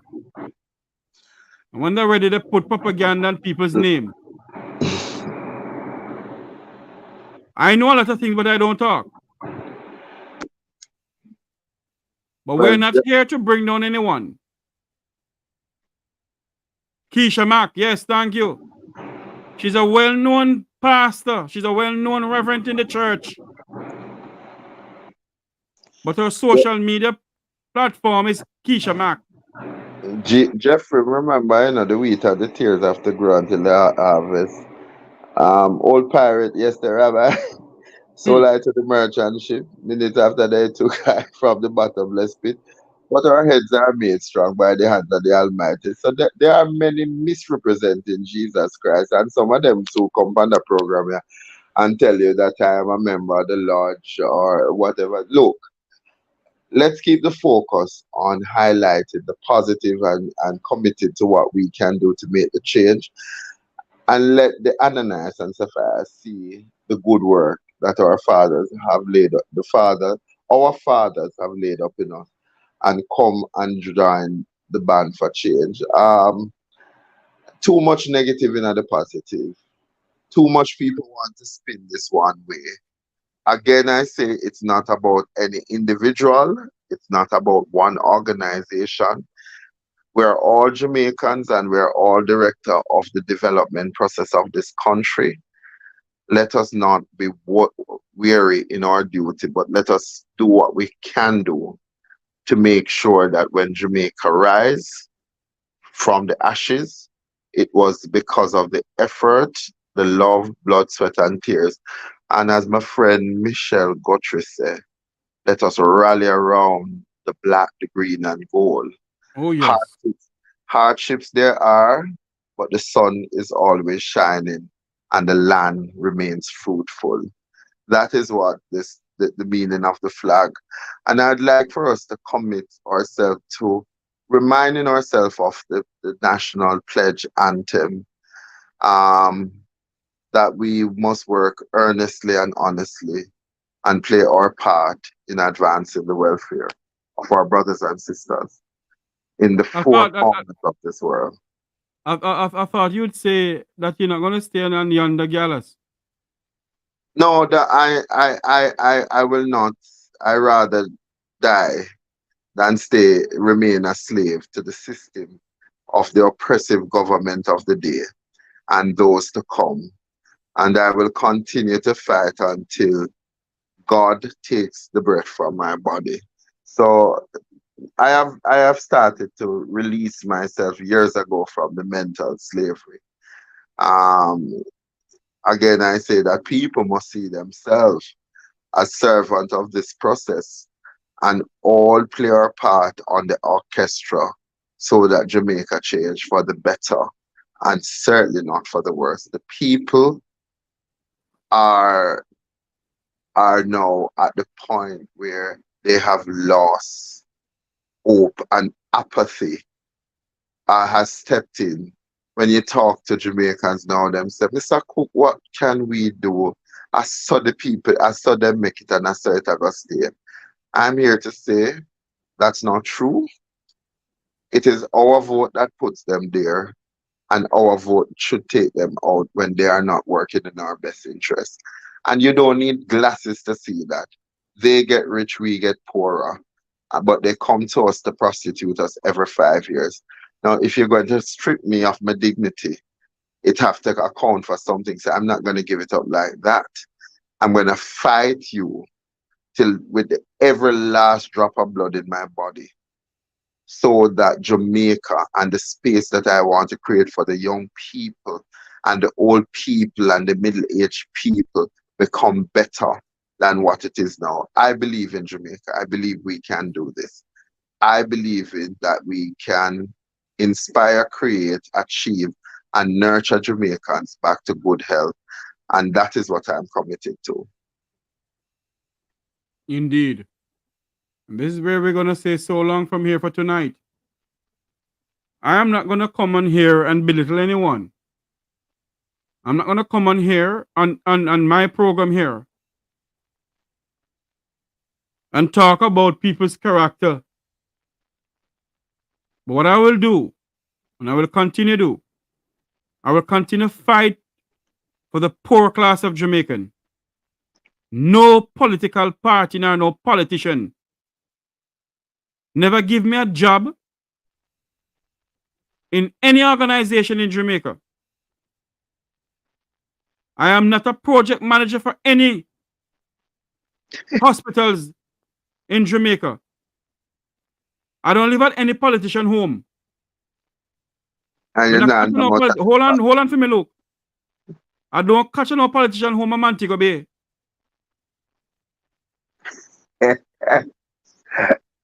and nobody not ask you to move your head so them can go to the toilet. Thank you.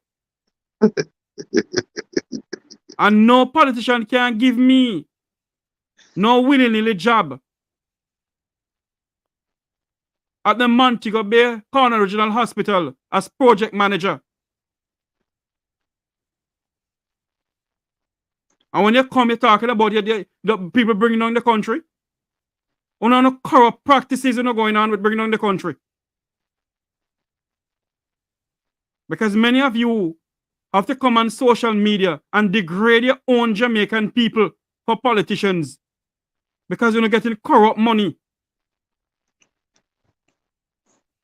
When you think we don't know things, we didn't ask any question, you just come to us on a platter.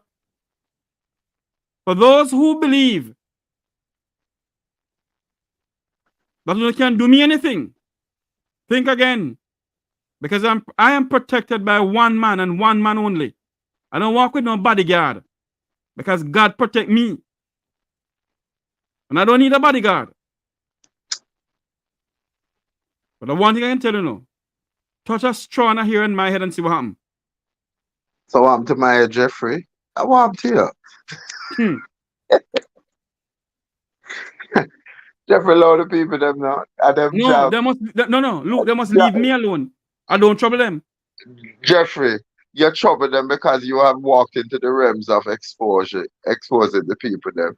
So look here, prepare for them come, because the people them then now by the hand where them feed them. But let me tell you what gonna happen.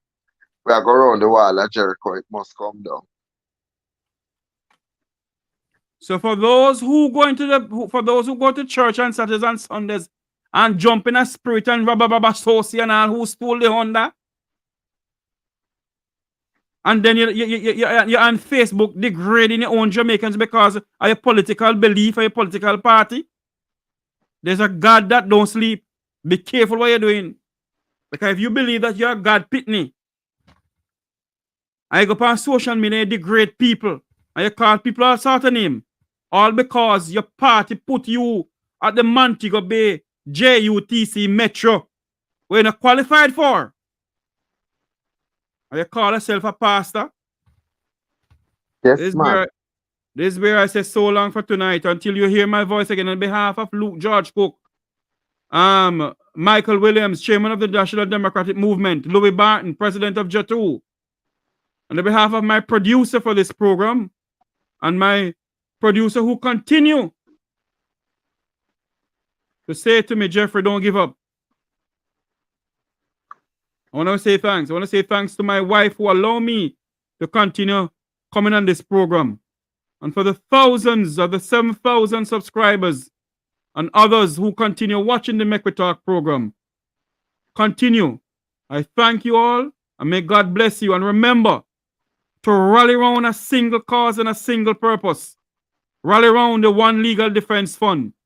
And by the way, come this Saturday, Regent Rattigan comes alive this Saturday. He wasn't on last week.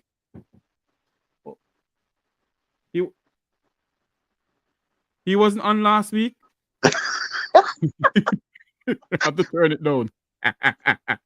Michelle, no stone green mango. All time people say nobody no stone green mango. Jeffrey, you're right. What me do? What did I do? Michelle said, all time people say nobody no stone green mango. So obviously you're right. When them a stone, you're my friend. Yeah. Yeah, East Indian or Bombay. You see, Luke, you're trouble, you know, Luke. I know it's Michelle. And Michelle, I ran me up because she have the quote them right. No, man. Luke, they go on social media, Luke. And they put up picture. The Keisha McShee, the so-called pastor in our church at St. Anne. I don't want to call her right name, because I know her right name. Put up on social media, and I called her and I said to her, desist from doing so, she haven't done it. Now I get your right name. I hope you can take the lawsuit. I hope you're a lawyer. I hope the Labour Party can help you pay a lawyer fee. If you think I joke with you, make a sad mistake. I went on your Facebook page and I said, desist from doing what you're doing. But no. I wonder if it's the same person. You know what? Let's not see what I'm going to say. That's what I'm going to say. But Miss Keisha Mack, I know who you are. And I didn't ask any question. None whatsoever. But Jeffrey, you must remember, I said Keisha Mack is an uncircumcised Philistine. Don't go on our social media page, make the girl talk, because she are the new brand of toothpaste, so she can't buy. Look here, man, make the girl talk. Put up her mouth. Sure. Don't, and one is saying that I what? My integrity. I don't have any integrity. Who are you two? What the hell if I did she have the Lamb Book of Life? You know? Who are you two? You'd have been escorted to hell. Because the Labour Party give you a position as project manager of the Corner Regional Hospital. You believe that you have power to do anybody anything? You think I said anything to no? No continue to trouble me. There's an old Jamaican song that said, don't you trouble Zion. Mr. Cooke, have a good night, sir.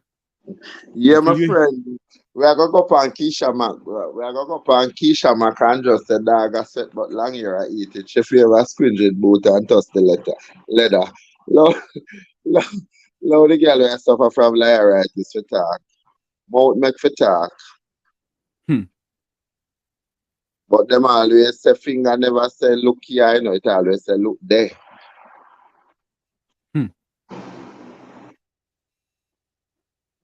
Thank you very much, Michelle. Luke, until you hear my voice again, everyone, have a good night, everyone. Remember to like, share, and subscribe to the Make We Talk Jeffrey Tavares YouTube channel. Before we go, we got to do this one from Mad Cabra. Unity is strength. Every reason. Make we talk.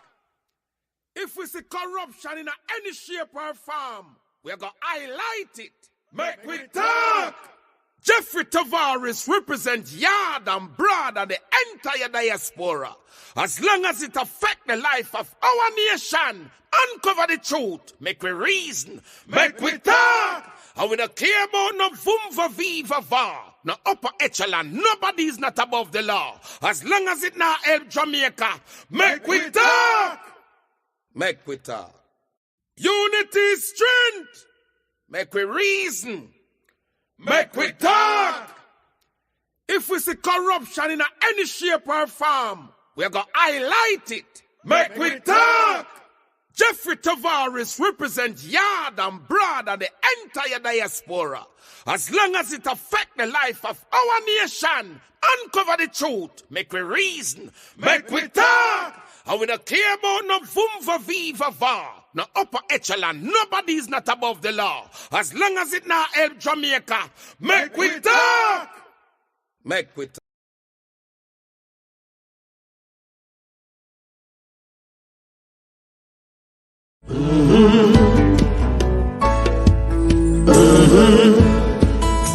When the game gets rough and this life just seems so tough, make we talk, my people, make we talk.